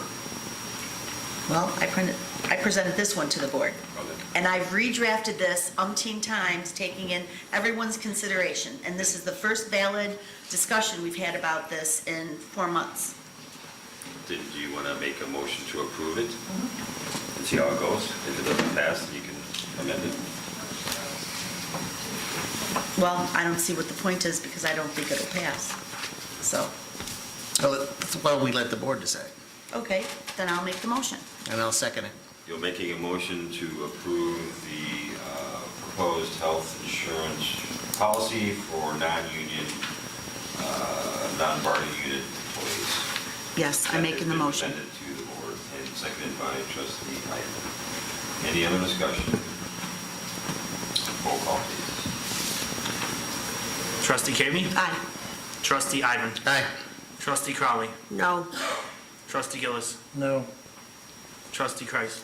Nay. Motion fails. Very good. Moving on to Midlothian car zoning. We have an issue with Midlothian car zoning, and this is an issue that I believe has been created by our current zoning ordinance. Our current zoning ordinance does not allow auto repairs and sales in B2. However, a couple years ago, the board at the time granted a variance to, I'm always going to get the names mixed up, is it Cars 147? Yes. Cars 147. However, at the time, and I haven't read the variance document, but I believe that the board did not have the legal authority to do that because the zoning, the zoning that was put in place in 2008 was very, very clear. No option, no variance, no special use, no nothing for B2. So, the gentleman who owns the business on the corner, which is Midlothian Cars, he wishes not to sell his business. So we told him that, well, you know, that's been a car lot for over 32 years that I've been here. We don't want to have an empty business downtown. We want to do the same thing for that business that the prior board did for Cars 147. I consulted with Nick, and he's the one who brought this to my attention, that we have no mechanism for doing that. So I still feel that we need to move forward and do something to allow this business to remain. The mayor was able to check with Treasurer Britton and confirmed that they do generate a significant amount of sales tax for the village, so we don't want that to go away.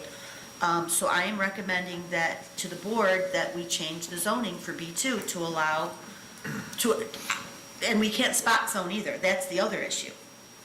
Our zoning does not allow us to do spot zoning. So by doing that variance and by us doing this variance, we essentially are spot zoning, but we need to correct that. We need to change the zoning. We need to change our Title You should just 11. Put in there under auto sales allowed instead of not allowed. Right, but we still have to bring forward an ordinance to change that table. Make it happen. So, well, wanted to bring it up for discussion and find out how the board feels about that. Because if you know, it's not fair to tell one business, yes, we'll give you a variance, and tell another business, no, you can't have it, when that business was there before that business was. And the reason why this is being triggered is because this gentleman chooses to sell his business now. Well, we gave a variance, why can't we give it to them too? There's no mechanism. to There's do no, it. we can and we should, but legally, there's no mechanism for us really to legally do it. I believe when it was done before, it wasn't, we went Correct. contrary, we were not following our own ordinance. What this board is doing now by proposing that it be an allowable use in the district is what, and I don't want to disparage old boards. No, but that's I'm what- not trying to disparage That's what board they should either, have but done I'm back just, then, so that you wouldn't have this problem now. Right. So if you were to grant a variance, which there are no provisions for variances of property uses that are in direct opposition to the zoning Mm-hmm. designation, you would be passing that problem off to the next board when it Right. comes up again, so. right. So my recommendation would be that so that we can still control and have some sort of control over our B2 business district, is that we change the chart in the zoning, we change it so that these two types of businesses are allowed in B2, but they require special use. I would agree, and you know, if we're gonna do that, we should probably look at, especially with, are you going up, your head's going up and down? We should look at everything. Right. Would you agree? We should look at The problem everything. is, we don't have time to look at everything and go through that whole big, long process and leave this business hanging out to dry. So we need to make a decision, and we need to take a step that will get us there quickly so that this gentleman can apply for whatever he has to apply for and get on with it. Kathy, is there any negative side to changing the zoning, the wording that we want to change? To be honest with you, I don't know, because I was not part of I was not involved at all when the zoning was changed back in 2008, so I don't really know what the board's reasoning was for making that change and prohibiting. I don't know if think they the were legal- trying I don't know if the board was trying to create a certain look or a certain feel in the B2 district. I think that's what it was. It was, we didn't want car lots in the downtown area. We wanted to make this, we wanted it to be like Comparing it to Tinley Park. Downers Grove, and I don't think we're ever gonna be that, honestly. So, and those uses do generate quite a bit of sales tax Yes, they revenue. do. So, My question though is, are we going to do this for other places that come up? If somebody is in a situation where they want to change because they're sitting next to a business or a resident that is zoned one way, but they're in the wrong spot? That's why I'm bringing it up for discussion. There's a million different possibilities of what can happen out there. I don't know. Especially on 147th Street, because there's business, there's residential. There's residential that are businesses and businesses that are residential. The problem that we have with the current property is that it is a prohibited use in the district. Right. And you can't fix that. You can't fix that when it's prohibited. So the president's correct. The solution would be to make it an allowable use. They apply for a special use, and then our good chairman will give the public around the property an opportunity to be heard. So they will apply for a special use rather than apply for a variance. Just make it a prohibited use in a B2 district. Oh, I see. Then you have to go through the whole zoning.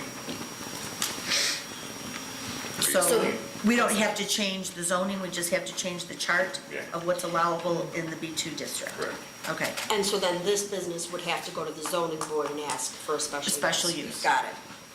What the other business did was they had to ask for a variance. So now we will require them all to ask for a special use. Which still didn't work, but, it worked for them, but it was not. It was not correct. The village did not follow its own ordinance. So is that something that we can get drafted and on the agenda for next week so that we can approve it, so that this gentleman can move forward with his business plans? We're already working on pro champ ordinances. And what else? Whatever. Well, I would say that No this, promise something you can't give. I would say that this Midlothian car zoning would take precedence. Agreed. So I would ask that you work on that first, if you don't mind. So Cars 147 is looking to sell this property? No, Midlothian cars. Okay. Midlothian cars. Okay, next item on my agenda is the stormwater management capital plan, which we've already beat to death, so I'll move on You got done to, it twice, can I write thank that off? you. She really wanted to beat it to death. and we You got that did. under twice, can I cross it off twice? I don't know why it's on, I don't know how that happened. Yes. The next item is building department F-150 truck. Attached is a quote that we received from Curry Motors, I believe. Okay, for heaven's sakes, where is it?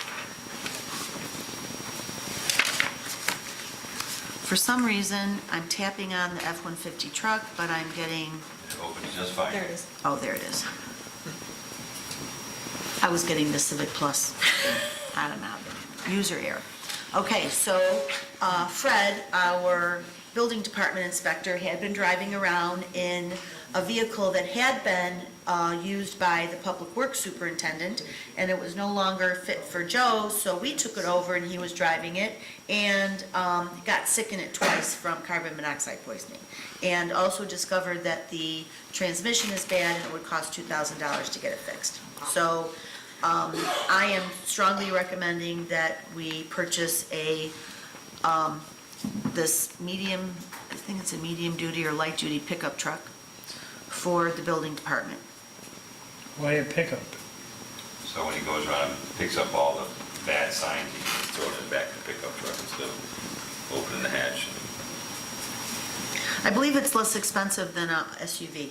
That was gonna be my next question. The bottom line total on this was $28,465. No, No. Keep going, all the way to the bottom, pricing, single vehicle, it's highlighted in yellow. It says 41. It's Keep going. 41, 810. Keep going, Oh, keep I going, went to keep the back. going. Page Page 8. Oh, I see. 465. Okay. And this Oh, yeah, is, that's a lot cheaper. I wouldn't even approve a $41,000 truck. I guess, just by comparison, what would an SUV cost? I don't know. I didn't check in SUVs, and the reason being was that picking everything up, he's now was tossing it back the Explorer, all the mud, dirt, snow, everything Okay. else, and have everything else. So the thing was here, buy a four-wheel drive, so you get off this, in where you don't plow and stuff, right, during the winter, and then go through any kind of water. And then also toss in the signs and garbage, junk that he picks up and toss in the bag without screwing up the interior. And that was a state purchase plan. Yes. And I also took a copy of that quote that you see from Curry Motors, and I brought it to Bill Kay here in town, and I asked him what he could do. Yeah, we've done that, that never works. Well, I'm at least trying to go to the local business in town and give an opportunity. Yeah, we've done that too. Then Just we have be- the state purchasing price contract yet. Just to be clear, this is coming out of seized What? construct. Wasn't see, Calm down. I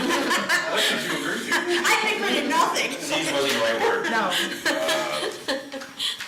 Bonds, Construction bonds. that we, Forfeited? There's forfeited approximately construction bonds. $50,000 worth of forfeited construction bonds. So that's where this, $54,000 worth of forfeited construction bonds. So that's where this money would be coming from. So if there's no questions, issues, or opposition, I would like to put this on the agenda for next week for approval. Can I ask another question? Yes. Before we approve it? Can we also include decaling it with the Midlothian logo on it? Building Yes, I department? would like to have the logo Put that on in it. there, so it, well, I was just gonna take that out like operating supplies, and that round vinyl sticker is gonna be. well, I'm just saying, if we Yeah. have 54,000 in seized bond funds, take it out of there. I think one side should be the Village of Midlothian, the other side should be Keep Midlothian Beautiful. That was gonna be my next question, yes. I think both sides should be Keep Midlothian Beautiful. I'll Okay. take it under We advisement. can Kill two birds with one stone. We're trying to help you. We can get some KMB magnets to put on there. That's what he's talking about. He's talking like a Well, magnet. no, No, just like The regular decals. Oh, a vinyl. decal? Like the Well, one that's how- on the vehicles now. yeah, how are the Public Works vehicles logoed? Are those vinyl stickers? Who puts those Vinyl on? signage. Yeah. Who puts those on? Do you have to take it to a shop and they put it on? There's a place right in Blue Island. Okay, The- okay. Yes. Yes, Yeah, we have PSD, we will we use, also, they give us a good we will discount. also, add the funds. I have no idea how much a sticker costs. You're on a roll. Okay, I also was gonna have lead wags and Mars lights, or Mars bar put on it. Because right now you pull to the side of the road, you don't have any emergency lights to turn on. Anyone's currently driving. Should be something. So just put lead wags on it, they're called, some flashers go, and the yellow light in the back, or in the front window, so you have the yellow You Mars just light. get the one you plug in a cigarette lighter. Yeah. Similar to Public Works. It's a little too light if I load it. okay, but the cost for the lights and the decal are not in here. No. Can you, is that a number that you can easily get? Sure. Okay, so I would like to add this to the agenda for next week for approval. It just Next, takes 3 months to get the truck. well, we're gonna get it approved next week. Okay, Civic Gov software is the next thing on my agenda. Okay, did it open?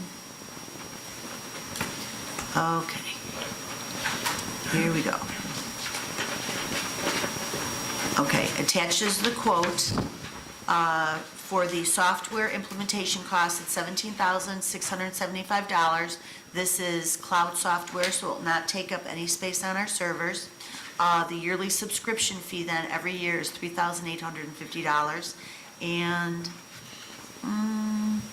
there are some additions on the bottom. Superintendent Weinert, I'm not sure if you want those additions also, if you could speak to those. I actually put down $22,000, the software is $17,600, and then any kind of data migration they would do with our current records, the maximum amount that they put down there was $4,000.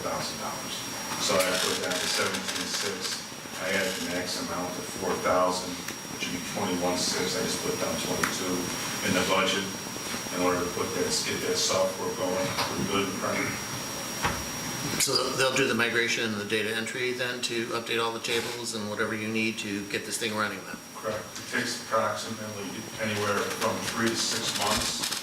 They take all our forms, they enter all our forms, they come up with forms. They give us any kind of printouts, tables we want, Anything that we want to set up, they set all that up for you. They include all the training. They put GIS on there for us, they update it, they do training, everything is included in that program. Other programs I looked at, they wanted a percentage of your permit fees as an annual dues. This one doesn't do that, plus this one is cloud-based, so we have the only tech on our servers. Yeah, when I attended the presentation and asked the technical questions, I was quite impressed with the product, so so I would definitely recommend it. So is this going to replace that Access database? Yes, thank goodness. So Yes. So it happens here on this program. Okay. For all our building department functions and vacant property registration and rentals. They also don't charge for users. Everybody else that gives you so many users, you have to pay an addition. Right, they charge you per license, right? Well, no, you just buy it, you get the program and they'll give you as many users as you want. No, I'm talking other programs, you got to pay per license, Yes, and yeah. this program is not set up that way. So if the fire department wants to add on to keep track of inspections and what they do, they can. If Public Works doesn't want to use Public Works, they can use the Public Works section of it also. So you can add on to this as we go along if anybody wants to use this program. So it's another selling point. Okay. Okay, so, and can you just briefly share with us, did the two clerks? Oh, yeah, so what happens then is they allowed us to sign on to the software, they call it playing the sandbox, that's what they call it. So we had access to the program, signed on as inspectors, and the two ladies, Gwen and Cheryl, were able to figure it out by themselves, how to navigate around in there, how to enter stuff, how to do permits, and whatever else they wanted to do in there, with just using the help menu by themselves, because it's a fairly easy program to use. And the guy was surprised, because they normally do 2 hours of training, just to get them so they can get up to speed, just so they can play this thing. So the program is pretty easy to use. And we also, under that program, we get 20 hours of free training to teach people how to use this program in a year. So there's another selling point. We're not going to have you train him and him train the next guy and so on. You get to use it, can train, then you go to the factory, I'll say, you factory train. We don't lose anything in translation from the way it plays. So you're going to do like some kind of a happy dance or something when we Right get rid of on the this counter, right up excess- here, I'm gonna do the happy dance. Please don't. I don't want to have to catch you. It's not that kind of meeting. Yes, a happy dance. So does anybody else have any other questions or concerns? Otherwise, I would like to add this to the agenda for next week for approval as well. My last item is to discuss the Chamber of Commerce June lunch meeting that is currently planned to be held at the Rain Ready Community Garden. Karen and I and Carl and a bunch of other people attended the Chamber of Commerce lunch That's back when a few we did months the, ago. that's when Helen and I did the Keep Midlothian Beautiful presentation. Right, at Bellamia, and they were talking about when all the, different, what was scheduled for the upcoming lunches, and somebody said, hey, we should do it at the Rain Garden. So we thought it would be fun to do it at the Rain Garden in June, so we can showcase it. And so I just wanted to bring that up to the board, to let the board know that, we were kind of looking at planning that, but we have to figure out what kind of food we want to get. No, we don't. I've gotten 2 phone calls about yeah? this from the chamber. Okay, And I just had a couple minor concerns because we don't have a washroom. right, So we would either have to let them, get permission for them to use the VFW or have them come over here. If it rains, we have a big problem. We'd have to get tables and chairs out there. They provide the food. That's does? not the chamber. oh, okay. They will have it catered. And we need to make sure that it's going to be in good condition, because right now it's being overgrown by knotweed and all kinds of stuff. So I think we can do it, but we've got a couple things we've got to work out. What would the date be in June, Karen? It was, I think it's June 13th. Is that a Thursday? Wait, Yes, it is. I got a calendar here right in front of me. Yeah, I think it's June 13th. Again, if it rains, we're gonna end up having to Well, move if it it's, inside. it's always the second Thursday, right? Mm-hmm. Okay. If it rains, we can have a backup plan, and maybe we could just have it in here, or we Yeah, could have it in one of the firehouse bay, like how we did for, the employee barbecue last year. Well, I think the whole thing was to showcase the Right, garage, well, so. then we just have to have Plan B, that's all. Right, but those were the concerns. There were a couple minor concerns. Okay. Maybe the VFW would let us go in there as a rain option, since they already have tables and stuff set up. Right. Yeah, I'd have to talk to them about that, I guess, or have the chamber talk to them about it, so. All right?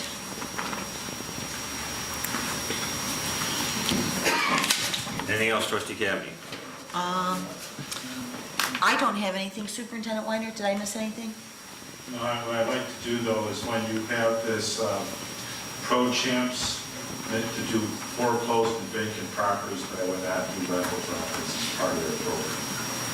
The next thing is for Midlothian Cars, a little background, is Mr. and Mrs. Donato, who owns Midlothian Cars, right? They're selling the property to the current owner of that car dealership, Sam Jonas. He's gonna buy the property, and then another family member, Mohammed Halal, I think his name is, he's then gonna buy the car sales portion. So he's gonna be the car dealer, Sam is gonna be the landlord, and Mr. and Mrs. Donato or Donato Trust is gonna sell that property. So that's why this came up for zoning, because they would lose their grandfather once they sell the property. Thanks. That's all I have. Trustee Killy couldn't make it. Trustee Crowley? Just a few things tonight, sir. I did speak to Proven, and they are doing a walkthrough, I believe, tomorrow, or a phone conference, I'm sorry, with AT&T to hopefully finally have an answer on where the fiber has to go. So I expect that information to be able to be available at Monday's IT meeting. Second, May 11th is the CPC golf outing. I think we have about 44 people signed up to golf right now. You can still sponsor a hole or provide a basket if you wanted to make a contribution for that. So we are still in the process of doing that. Only room for 40 golfers. Okay, maybe it's 40 then. Steve Hotwagner just sent me an email saying, I thought we had 40, and he just sent me an email saying that he sent Frank an email saying they had 4 more. But I could be wrong. We'll figure it out. I could be wrong. Also, I spoke about this a few weeks ago. The week of May 8th is Police Officer Memorial Week. The Community Police Committee has forwarded a proclamation for Mayor LaRue to read on the May 8th. I think that's our board meeting. In honor of that, and the CPC is also going to be sponsoring a lunch for the police department that week for the officers and the staff down there.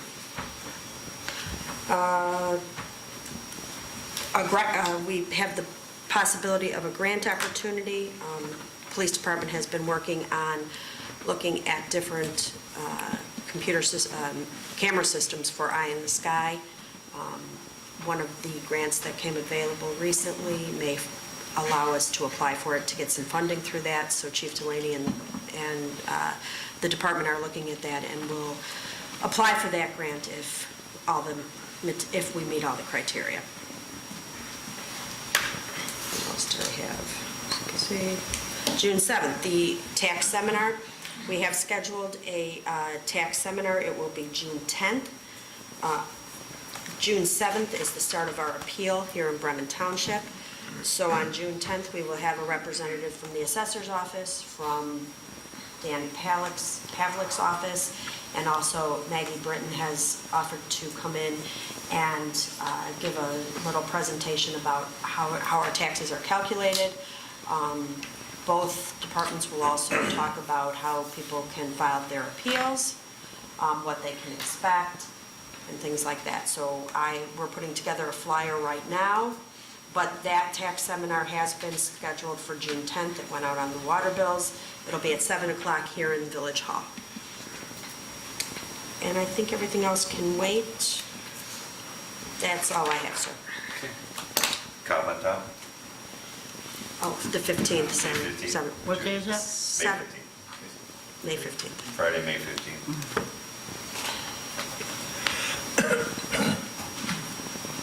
Thank you, ma'am. Attorney Valdez? Yes, I know the hour is late. I don't know how in-depth the 17th, board yeah. That very. So then what I will do then is I will briefly go through what the ordinance is about with regard to amending 6-8-32 with regard to public morals. As you may recall, it was brought up at a public session for the board meeting that there was an ordinance within the public morals of the village code under 6-8-32 under misdemeanors, in which transvestite behavior was prohibited. This is the result of the public morals provision of our village code being so old that it preceded numerous legislative actions as well as court cases which made those provisions of our public morals code unenforceable. I want to make it clear, two things I want to make clear is one, that passing this ordinance does not make those provisions of our public morals code any less legal or any more legal. It's simply taking something out that is inapplicable, arcane, archaic. The courts have held many times that unconstitutional provisions in a village code, if they are not being enforced, there is no remedy for someone to sue saying that this particular provision of the code is unconstitutional if it's not being enforced. And as far as I know, I think the chief can confirm, no one was being written up in Midlothian for decades for wearing men's clothes or men wearing women's clothes or vice versa. So, with regard to the ordinance that's before you right now, subsection F was deleted because of an unconstitutional loitering provision into it. Once I went through the transvestite issue and corrected that, I went through the rest of the code and found numerous other things that were equally as unenforceable and unconstitutional, so I had to fix them while I was in there. So for number F, the reason that it was removed is because it referenced pimps, perverts, and other individuals loitering in public. Obviously, the city of Chicago tried that several years ago. It didn't work out. You cannot simply say that you recognize someone as being a criminal and that they can't hang out. It's unconstitutional. So I took it out. As far as paragraph H, again, I changed that and switched it to ready references to wearing a mask or being dressing of the opposite sex to simply say that you can't be naked in public.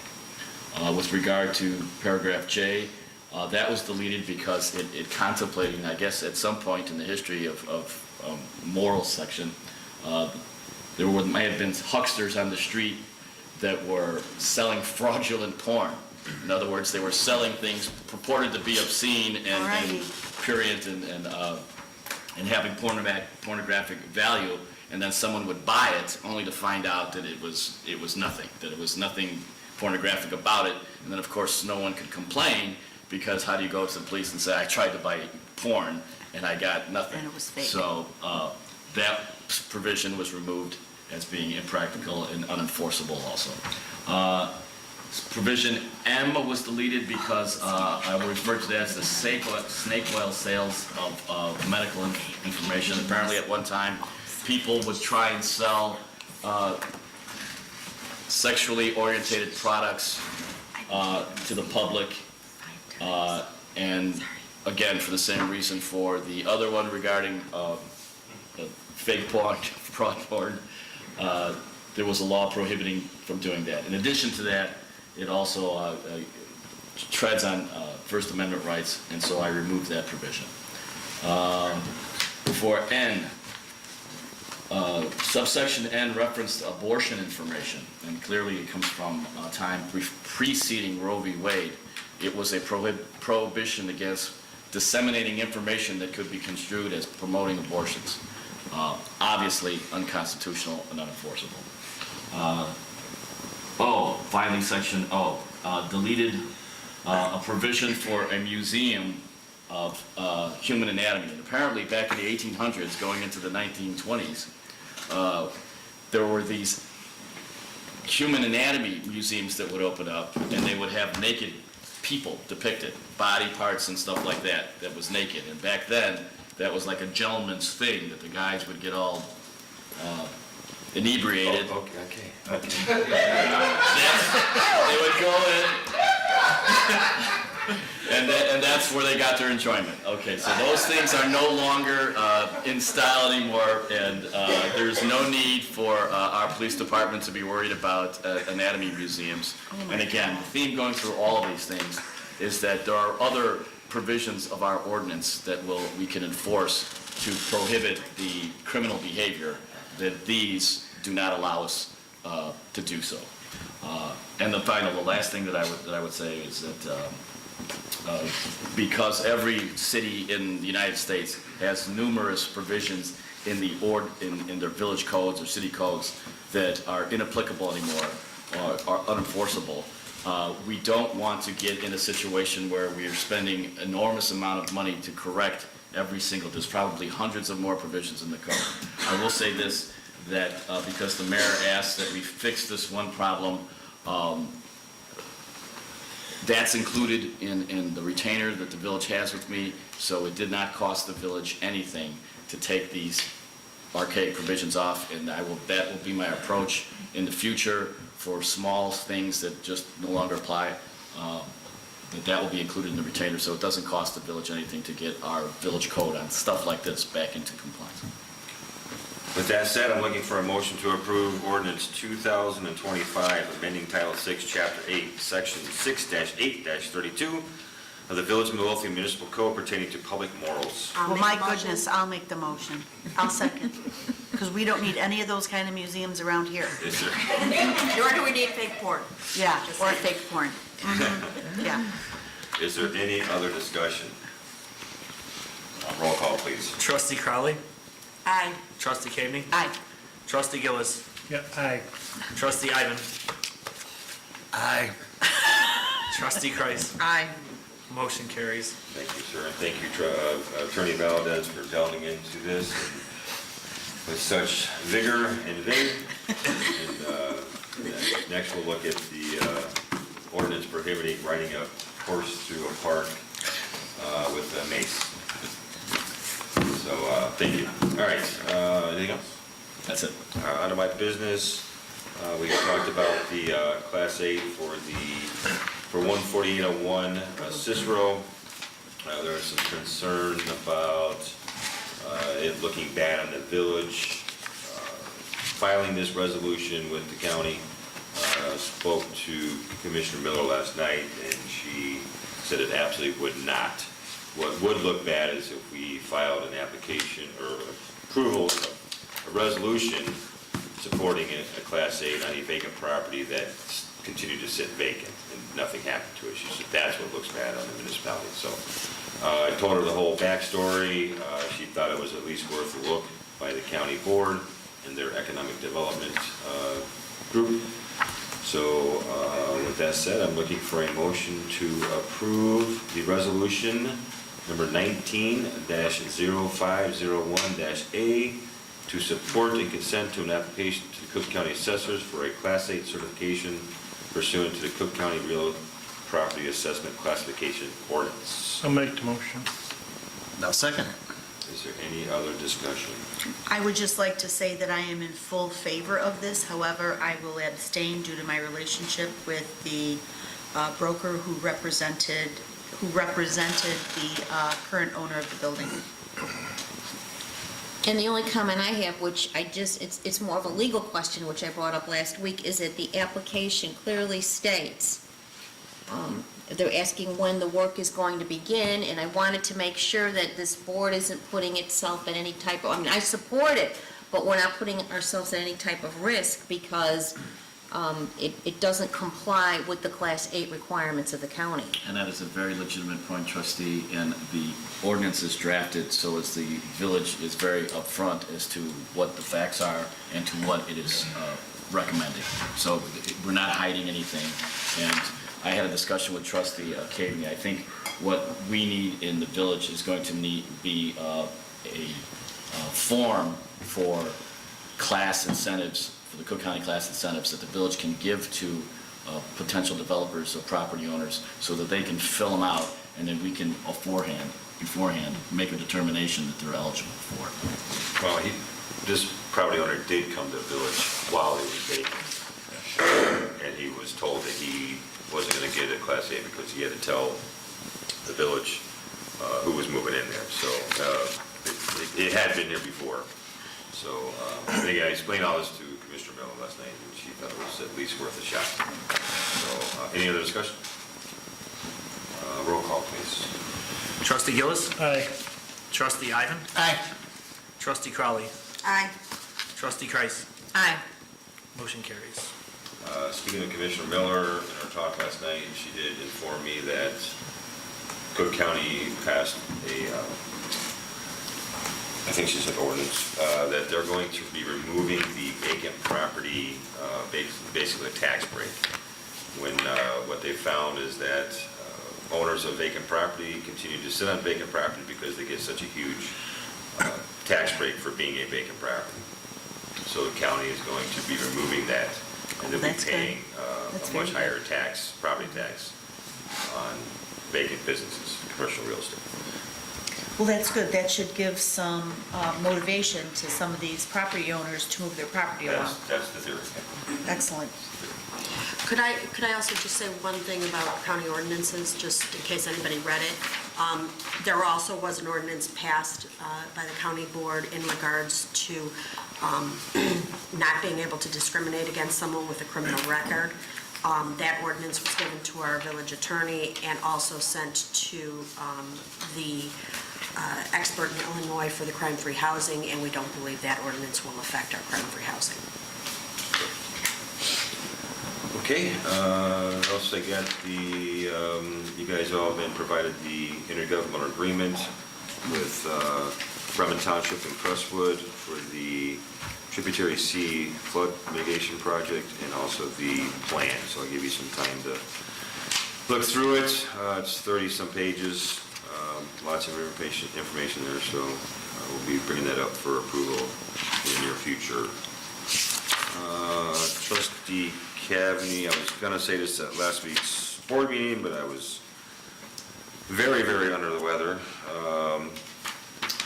You kind of said something at the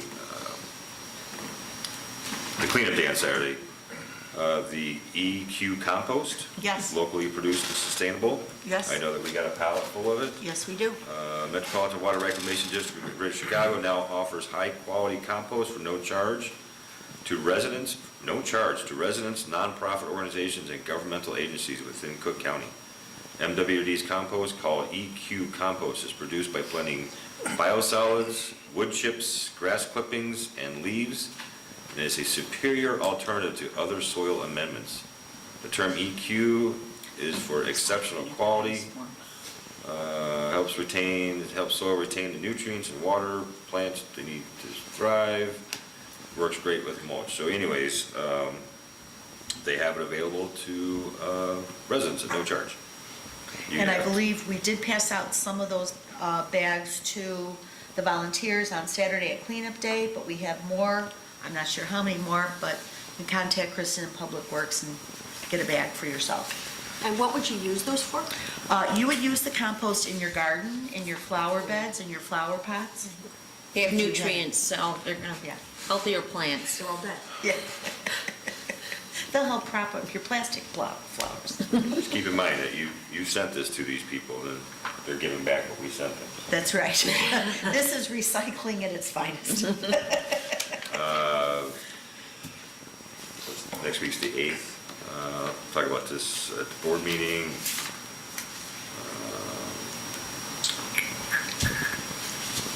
Let's see. The rest can wait till next week.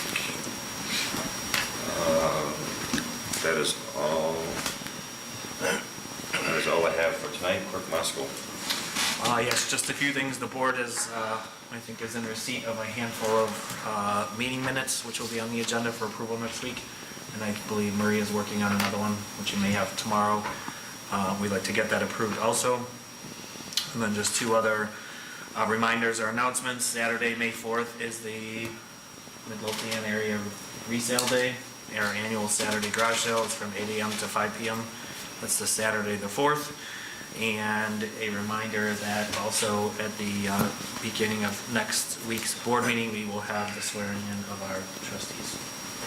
And that is all I have tonight. Okay. Seeing as there's no further business coming for the board, I'm looking for a motion to adjourn. I'll make the motion. I'll second. All in favor? Aye. All opposed? He's not here. Oh, Don's not here to say nay. Before you leave the room, I'd like to say something, how did I calm down last? What I wanted to say at the beginning, I want to thank you and the board for presenting me with the trees in my parkway on Arbor Day. I will never forget it. It meant a lot to me, a lot more than you really know. There's a lot of sentimental value to this tree. But the thing is that I'd like to see a tradition like this carried on for a lot of people in the village. What I'd like to just direct my thank yous to everybody at the board and all those that were present at the day that it was. Thank you. And I just wanted to say, I actually sent an email today because I was really disappointed that I couldn't be there. I was hoping that I could be there. It was very, it was, I know, but I was very disappointed. I wish I could have been there. And I got a text from Superintendent Sperry yesterday morning that this tree was gonna die and we gotta get it in the ground. I know. And then nobody could find you. Well, now, you didn't have to bring that. It was home. You were lost? Please talk to that thing. Give it lots of love, talk to it. I'll do that. You probably don't have to water it for a few days. Few years. Do you have anything else for me from the proclamation? Thank you. For next week? Thank you, sir. For the waste memorial? I sent it to you guys a couple weeks ago. It wasn't in here.